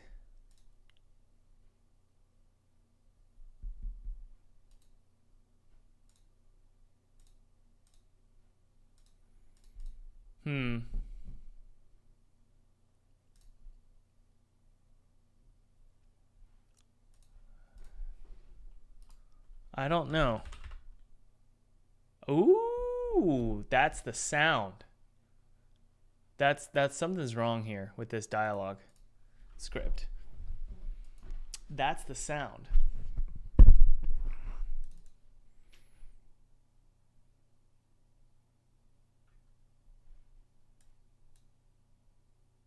Is that the sound that's playing?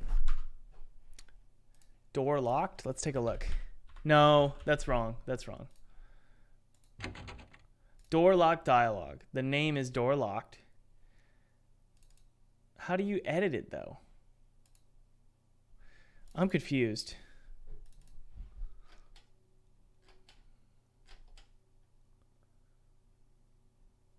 Dialogue interaction.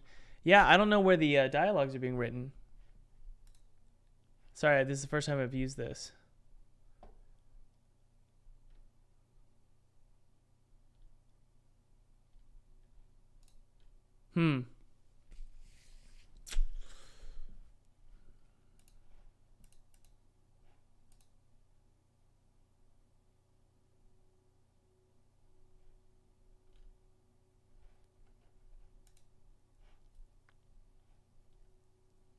Wow. I'm unsure. Door lock dialogue. Yeah, but there's nothing in it. Player name, NPC name, door locked. But there's nothing that's being said. I think it's a dialogue in the dialogue manager.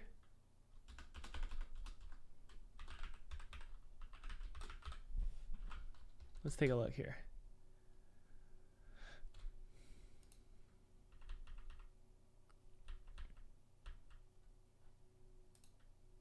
Key dialogue.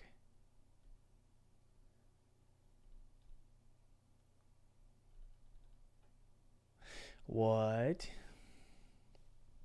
NPC dialogue, demo 1. Not sure. Let's go to AJ's demo and take a look.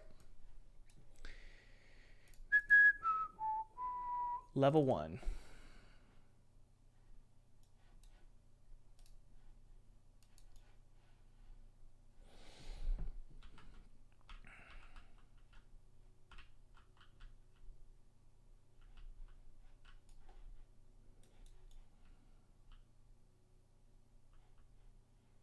There's an NPC somewhere.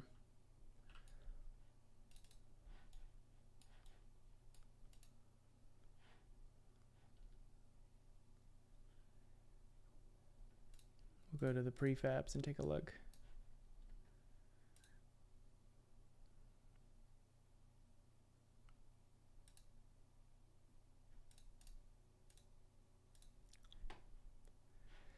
What?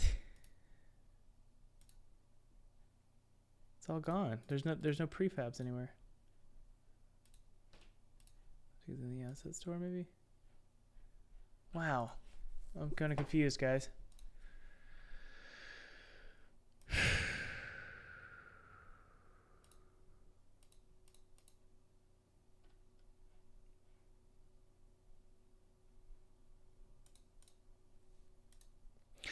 All right, guys, if you enjoyed this live stream, be sure to click the like button, comment, subscribe, do all that fun stuff. And just remember, you can get my program 50% off. 3 more days, 30 plus hours of content. Great program, great reviews.